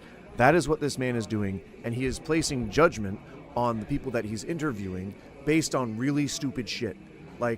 speculation that they might be difficult to work with, which is absolutely insane. Do not take this man's advice. Interesting work to do to enrich the job that you had. And as a recruiter who's hired thousands of people, Because you and didn't have work lots of hard hiring enough? managers Because the person didn't work hard enough? Surely you should. India is a developing country, but yet you would feel hospitality about it. India will definitely do good, but you must take a tour. Yeah, I mean, I'd be down. Like get a fixer or something, have them show me the country. Typically, if I was to go to a different country, I would want to like work there for a little bit or take part in some kind of like a tradition or something. But I don't know enough about India to know what that would look like. All right, I think my dogs need to go out. I'm gonna open the door real quick. Give me 1 second. I'll leave the video to play. But feedback, that is some of the stuff that I've actually heard. So my advice to you on this one is to figure out why it is that you're really truly leaving and figure out a way to articulate that in a way that doesn't come across as threatening to an employer. And taking it a step further, I've had people overshare their career plans with me and it actually comes back to really bite them. Because inevitably, you're probably going to be asked, what is your career plans? Maybe where do you see yourself in 5 years? Some variation of that type of question. And what we're looking for is, do you have commitment to this type of career path? Is it something that interests you long term? Do you have the ability to grow in this role, potentially get promoted, etc.? We kind of want to know what we have with the candidate. And when you come in, you say, well, my 5-year plan is to start a business. Or if you say, I'm switching careers after 5 years, I'm going to be somewhere completely different.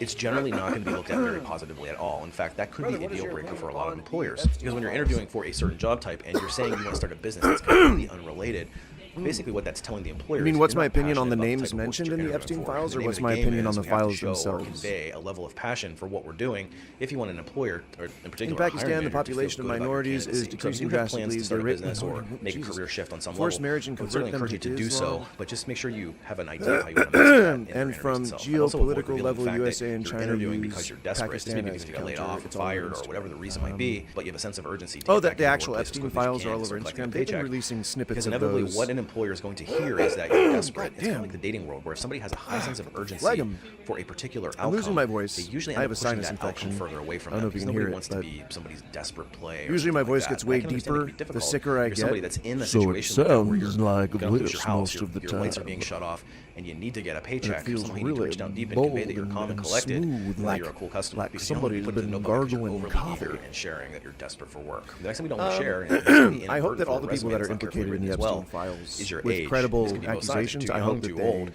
Both of get those have been subject to prosecuted age for it. discrimination, and I don't care unfortunately, who it does it is. happen. I made another video on ageism. If you're interested, I'll try to leave a link somewhere, or you can type in my I have channel, zero search for preference ageism, and you should be able to find it pretty easily. And be on how my careful with rapists certain get technologies, prosecuted. or even your email address could just indicate hope they how get old you prosecuted. are. I actually had a resume once. The next time we don't want to share, and So, God, man, I like the phlegm buildup just will not. It won't break up. Like I've had to like. Hang on. Let me do one good throat clear. I want to take the mic away so that I can not hurt people's ears. Give me 1 second.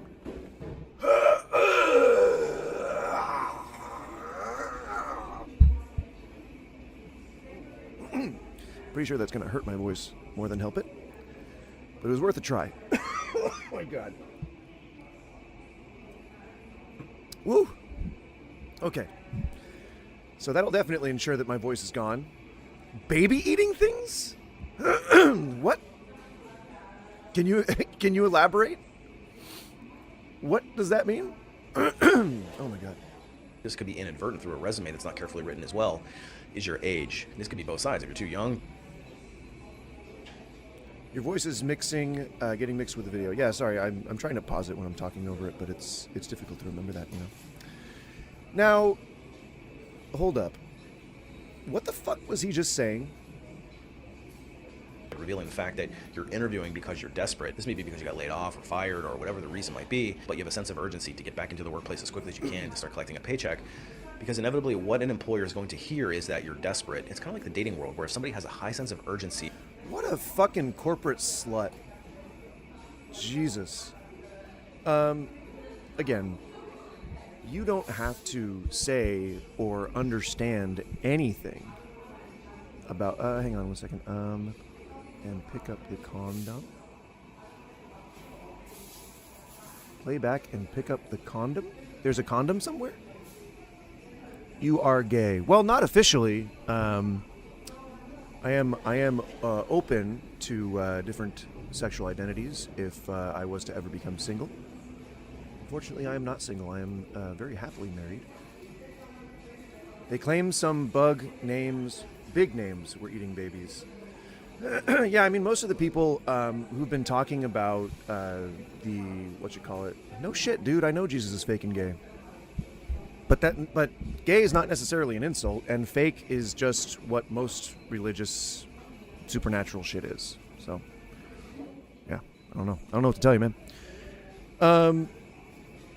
I would have to see a link to that to know that people were eating babies. I think that a lot of the QAnon crowd have taken the recent release of the Epstein files to mean that all their accusations were validated over the years. But I think also what they're ignoring is the dates of those mentions and not realizing that people are actually just making fun of them. But, like I said, I hope that any of the people that are credibly named in the Epstein files get prosecuted to the fullest extent of the law. Please take bath. I take sometimes 2 showers a day. So I'm very clean. I'm very squeaky clean. Unfortunately, though, when you take Adderall, you get something called hyperhidrosis, which means you sweat a lot, unfortunately. And that sucks because it gives you like sweat stains and shit. That sucks, even when it's not hot. What can you do? You can stop taking Adderall, I guess. Where are you from? I am from the United States. India-U.S. relation is trembling, I think. I don't know too much about the foreign policy when it comes to U.S. and India. Unfortunately, sorry, I can't comment on that. I tend to try to comment on things that I only really know something about. Doesn't have to be everything. Devon Shu Kumar, welcome. Getting a lot of people with Indian usernames. Support Israel always. I don't personally support Israel, but feel free to support whoever you want. Revealing the fact that you're interviewing because you're desperate. This may be because you got laid off or fired or whatever the reason might be. So, most of the time, when an interviewer asks you, why do you want to come work with us? What's the reason why you're looking for a new job, yada yada. This is what he's talking about. He's trying to say, you should never say that you're desperate or that you are willing to take whatever job you need or that you need to get a job. That's dumb because most people who are looking for a job need a job. And if asked why they're looking for a job, they're not going to say, they're not going to just sit there and fucking glaze you. And that's what he wants. That's what he's looking for, is a person who comes in and says, well, I noticed that in Q1 you guys did this many sales and it's really impressive. And I really want to come and have a good idea of how to truly be successful, yada, yada, blah, blah, blah, blah, blah. He wants to be fucking glazed. That's what he wants. And it's because he places his personal bias onto his fucking interview style. You look rich. I'm glad I look rich. I'm glad I look rich. But you have a sense of urgency to get back into the workplace as quickly as you can to start collecting a paycheck. Now, wouldn't that because mean inevitably wouldn't that mean that you're hungry, that you want to work, that you are aching to get back into the workplace? Not to this guy, apparently. What do you think about Indian people in H-1B visa? I don't know what the H-1B visa is. Hi, whatever you're doing right now is definitely going to help people, and I hope you'll be recognized very soon. It was nice talking to you. Thank you. Good night. Have a good one, Prabhat. I hope that you have a wonderful evening. Employer is going to hear is that you're desperate. It's kind of like the dating world, where if somebody has a high sense of urgency for a particular outcome, that is they usually end up not. pushing. You should not treat job searching like the dating world. Holy shit. He is injecting way too much of his personality into A, this fictional person that's looking for a job, but also B, the fictional recruiter that's potentially hiring them, as seeing this as a start of a relationship, which it is not. It is the start of a contract. That's what employment contracts are. They are contracts. You are agreeing to do a job, not to glaze them, not to fucking puff them up, not to promote them. That is, your job is to just do the fucking job that is on that fucking job description. That outcome further away from them, because nobody wants to be somebody's desperate play or something like that. Who is behind you in the blue dress? I don't know. I actually cannot perceive of the cafe around me, but I know that I am in one. You need one. to reach down deep and convey that you're calm and collected and that you're a cool customer, because you don't want to be put into the no bucket because you're overly eager and sharing that you're desperate for work. The next time you don't want to. You don't want to be put into the no bucket because you're sharing and you're desperate for work. What? If you have two qualified candidates who are applying for a job that you're hiring for, and one of them seems a lot more enthusiastic about it than the other, which fucking one are you going to hire? Are you going to hire the one that's more enthusiastic about it? Or are you going to hire the one who's like, I don't know. I feel like maybe you guys would have some projects I could be a part of. There is no cool factor. That is not a decision in hiring. Was this guy cool? Oh, yeah, he was so cool. Share, and this could be inadvertent through a resume that's not carefully written as well, is your age. This could be both sides. If you're too young, too old.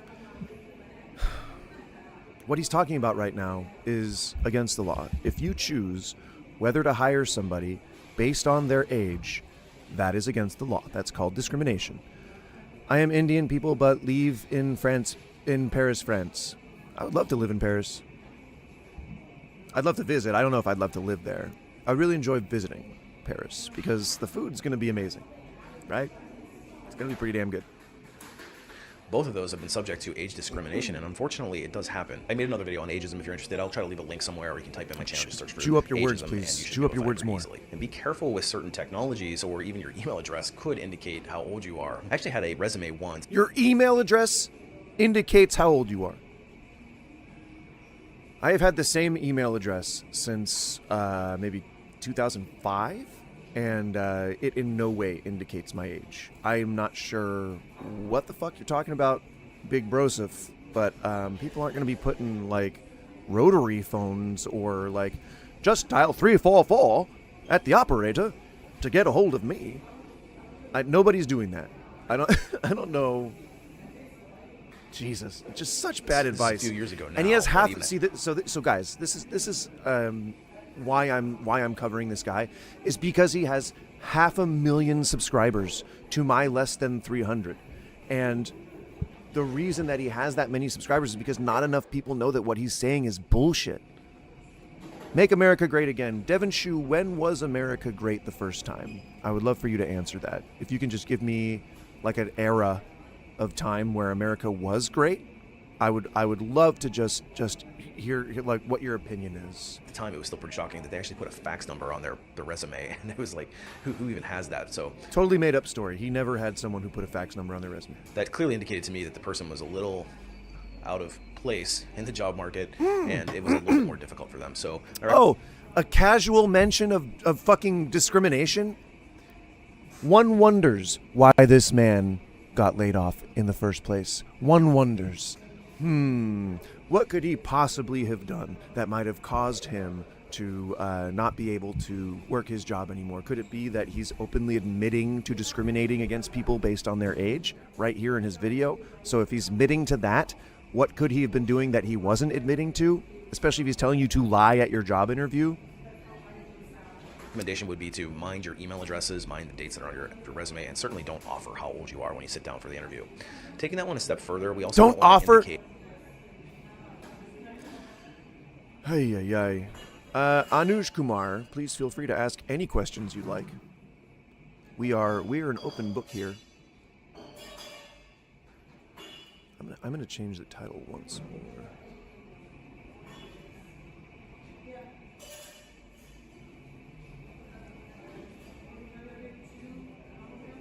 Oh, I'm sorry. I haven't been seeing the live chat. Sorry about that. I didn't realize that you guys' messages were getting cut off. Let me change my Windows setup here. And then I'll be able to see your shit again. Okay. There we go.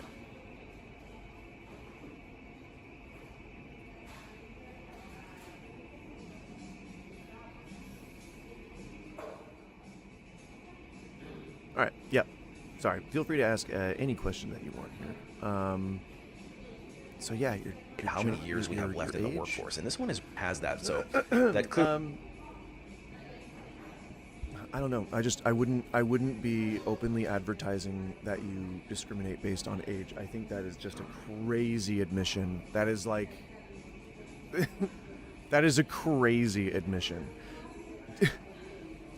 First of all, don't discriminate based on age. Just by default, like that's a bad thing to do. Secondly, if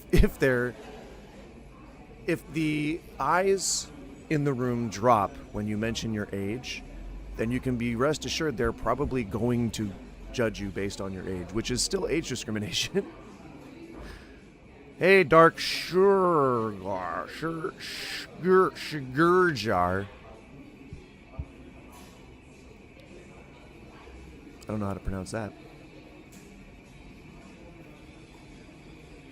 Really indicated to me that the person was a little out of place in the job market, and it was a little bit more difficult for them. So my recommendation would be to mind your email addresses, mind the dates that are on your resume, and certainly don't offer how old you are when you sit down for the interview.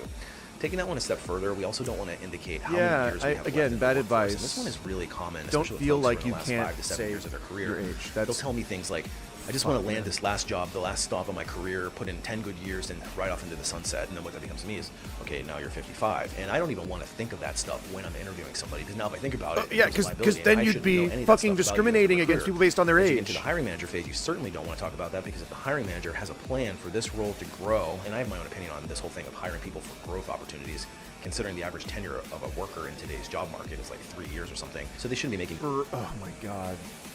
So he's dissatisfied with the quality and level of skill that employees, just this nebulous term of employees in all different sectors, he's just overall disappointed. He's overall disappointed with people. He doesn't like employees. He doesn't like recruits. He doesn't like any of this shit. And he's just trying to tell you to be a good employee before you ever get hired somewhere, which is just so fucking weird. So weird. Oh my God.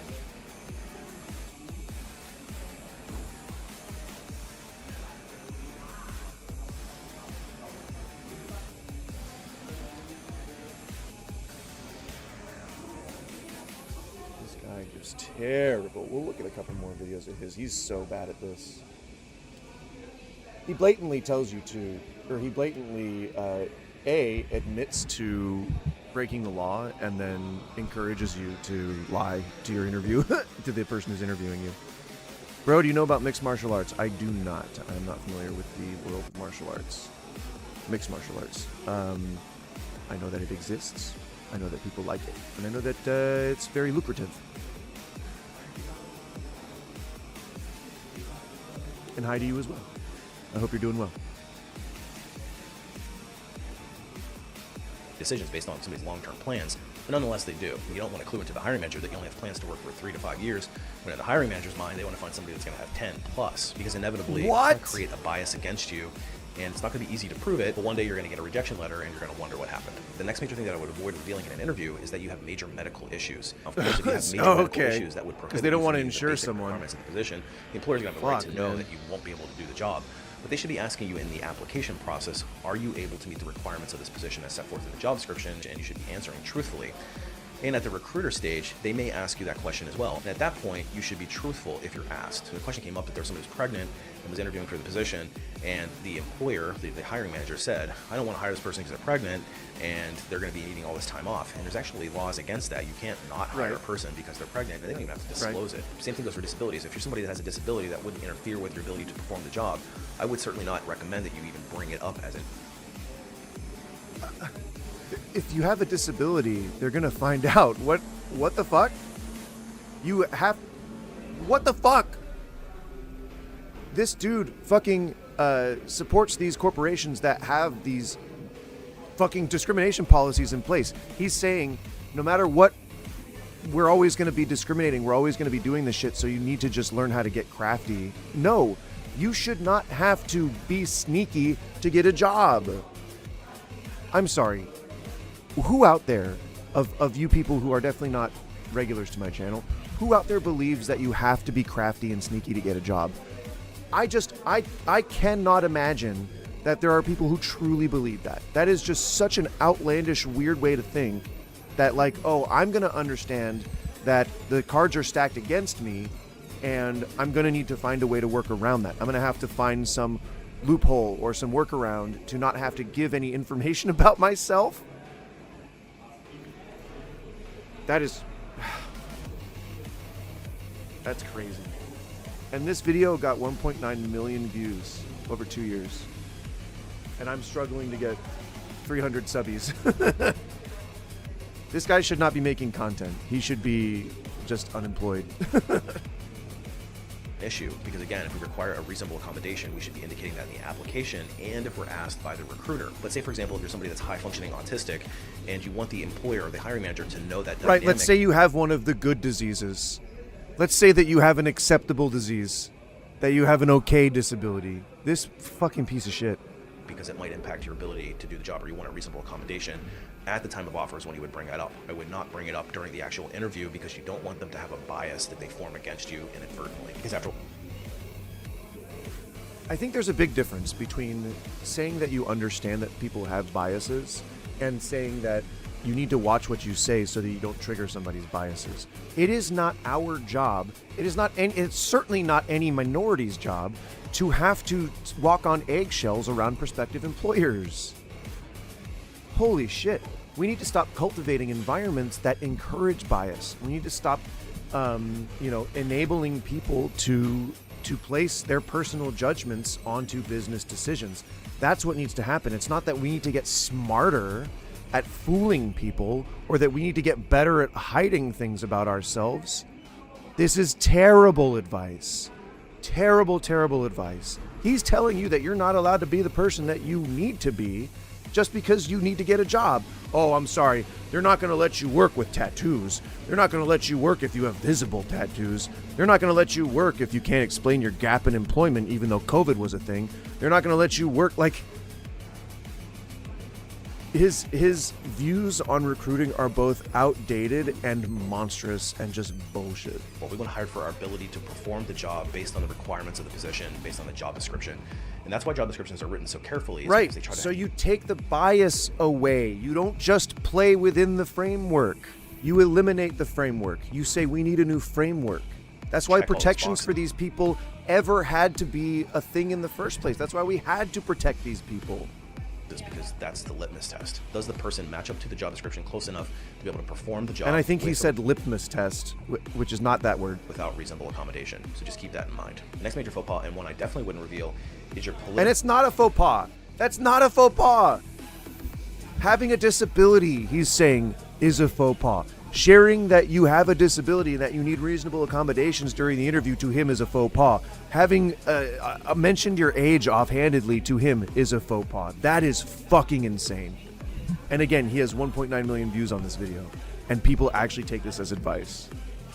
Let's see. Let me see if I can find comments. Why would it show me the comments? Is his comments off or something? Right? Oh, here we go. Interviewer, why do you want this position? Me, well, I've always been passionate about not starving to death. And he says not to do that. He says don't do that. So what's your main interest in doing this job? Not going homeless. But he says not to do that. The real problem is not the interviewee, it's that so many interviewers think that they're hiring for Google, Microsoft, and CIA. Get over it. They ought to be grateful that anyone applies for their positions. Yes, a non-shitty take. The right take.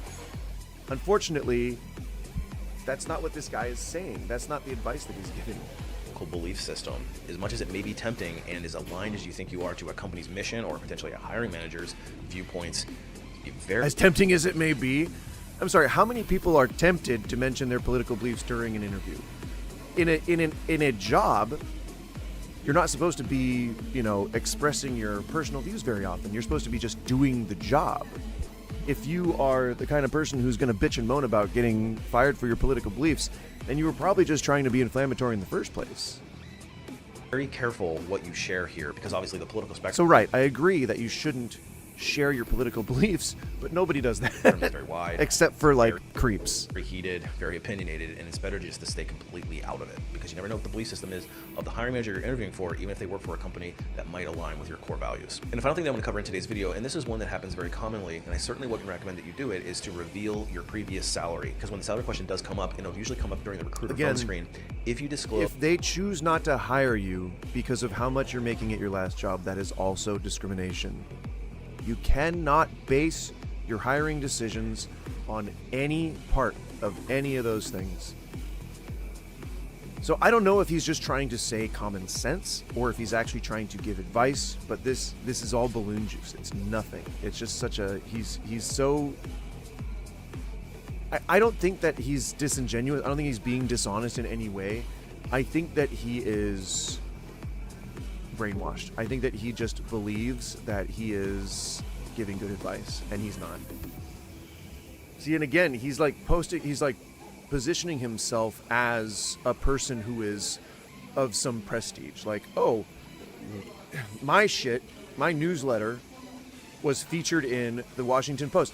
But I'm guaranteeing you that that's not the case. I'm guaranteeing you that his fucking newsletter just pulls from other shit that he's just co-opting for his own bullshit, for his own platform. I mean, more further proof to this is that he's selling a course. He's selling a webinar. And I guarantee you it's not going to have the same tier of quality of advice contained here. It's going to be even shittier, probably. Because he wants to put his best foot forward, right? To show that he is qualified to be giving advice. Unfortunately, he's not. Have you been passed by for promotion, maybe even more than once, and you're thinking that if you just put in enough time, eventually your day will come? Well, I'm here to tell you that you're probably wasting your time because... That's how things should be. I'm going to acknowledge that that's not how they are, but that is how things should be. Because waiting around for promotion is going to kill your career. Hey everybody, welcome back to my channel. If you're new here, my name is Brian. I'm the founder of A Life After Layoff, a corporate recruiter and a career strategist. And I've made it my mission to demystify how job search and careers work in major corporations. So if this kind of content interests you, make sure... So I think that his qualifier of saying in major corporations is probably him protecting himself against people who push back saying like, this is terrible advice. But it's not geared towards that. He's saying that how promotions work and why you're not getting one, but not in the corporate world. Waiting for a promotion is killing your career. Most people think promotions are earned by working hard and waiting your turn. That's not how it works. Promotions are usually decided long before the role opens, and reputation matters more than effort. None of that is true. If you're repeatedly passed over, staying put is, well, actually, it is to a certain extent true, and I'll I guess, explain why in a second. Staying put is hurting your long-term career growth. In this video, I explain how promotions really work and what to do. So, a person deciding how promotions are going to work before the role opens is a supremely shitty thing to do. You really want to promote the best people in the position, and you want to promote from your current pool of employees before you look externally. And that's because the people that work hardest for you are going to be the ones who are most appreciative and stay loyal to you when they get promoted. And a job position should inevitably lead to a promotion if they're doing their job well. That's what a meritocracy is, and we are supposed to be a meritocracy. We're supposed to promote the best person for the job. We're supposed to promote the best, hire the best person, and put them into the best position to succeed in their responsibilities. That's it. Like, we really don't need to be thinking like...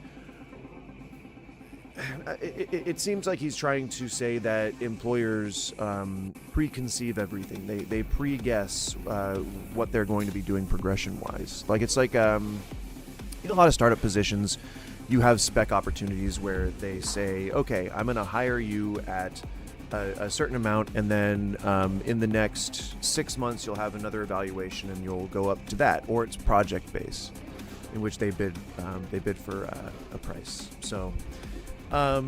different idea towards hiring in general, and overall just a really niche set of advice parameters, and just really bad. Along. So maybe this scenario sounds familiar to you. You've been working your job for the last few years, you've been doing a decent job, you're well regarded in the organization, your boss gives you good performance appraisals, you're doing everything that's expected of you, and in your mind, you're going above and beyond. Then there's a job opening in your department that would represent a great... See, if you're going above and beyond and you're not getting hired, it's because your boss doesn't know you exist. And there's a lot of back and forth that happens for that. And what he had said before was that... what was it? So if this kind of content interests you, make sure it's Brian of you, and in your mind, you're going above and beyond. Then there's a job opening in your department. It's also part of your work to tell your boss the accomplishments that you've made. It is part of his job to understand what your performance is like and to be able to evaluate you. But that's what evaluations are for. That's what self-evaluations are for. You are supposed to be the one who is communicating all your best aspects to your boss pretty much at all times. If you say, hey, I did that thing for you, that's fine. That's pretty much all it takes. You got to just be like present in their mind. You have to be a constant source of inspiration and motivation for your coworkers. They're going to start talking you up. Your boss is going to talk you up to his bosses, and eventually you're going to get that promotion. The term is the squeaky wheel gets the grease, but it's kind of outdated and old. It really is just, you have to be able to sing your own praises. And if you can do so in a professional manner that doesn't sound obnoxious, then you're probably going to get the promotion that you're looking for. That would represent a great promotional opportunity for you. And who ends up getting it? Not you, but that person who seems to be less deserving of it. And you know the conversation. Because they were Boss louder sits down than with you. you and says, we just don't feel that you're quite ready, and they might give you a list of things that you need to work on. Personal action I'm going to plan. tell you, that's the proverbial hamster wheel that you're going to keep on Yep. running. Because in my experience, with all the people that I've coached and all the people that I've worked around, and even being on the employer side, when you're branded a certain way by your boss, by the human resource department, by the movers and the shakers in the organization, it is really hard to get off of that list. But that is an internal problem. That is not the employee's responsibility. That is not their fault. That is not anything that you are doing or not doing that says that you don't get that promotion. That is your higher ups saying that you're not playing the game properly, that you didn't make the right move at the right time to seize the opportunity when it was available, and therefore now you are just unqualified. Like now you just don't get to move up. But they are the ones making that decision. It is not your performance, it is not your reputation. They are the ones that are making all that shit happen. And let me explain how this works. For most major corporations, the beginning of the fiscal year is a time for them to sit down and look at all the people who work in all the departments. So these department leads will get together and basically rank all the people who are working there. They force, which is already not something that happens a lot or at most places. It's mostly just people who are trying to really just feel superior to other people, and a lot of those people tend to gravitate towards each other. And it's not very strange that this is how it would look to someone from the inside looking at people who are interviewing on the outside. rank them, and it's often tools like a 9box, where there's different quadrants of people who are high on promotability and high on performance. Right. This is really just more of that. Like, if you're this caught up in how to promote a person, then you're not doing any of this for the right reasons. Then you are just trying to provide yourself with more value, and that is ultimately pretty sad. Ay. Okay, I'm going to give this guy a break. If you're just joining, tell me whether or not, are you a shitty tipper? And please feel free to take part in the poll. I'd much appreciate it. 11 votes so far. Please also feel free to like the video, because I'm working very hard, losing my voice for you, for your entertainment. So the least you can do is click like and click subscribe and all that kind of stuff.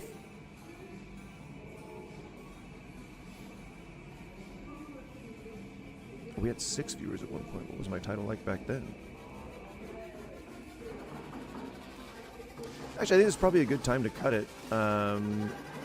If you stayed for any amount of time, I appreciate it. If you joined and then, you're seeing that we're about to end the stream, then maybe join the stream a little earlier.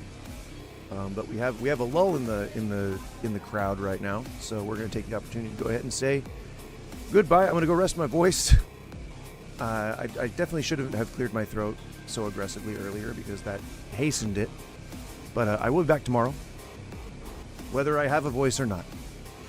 So thank you very much. Have a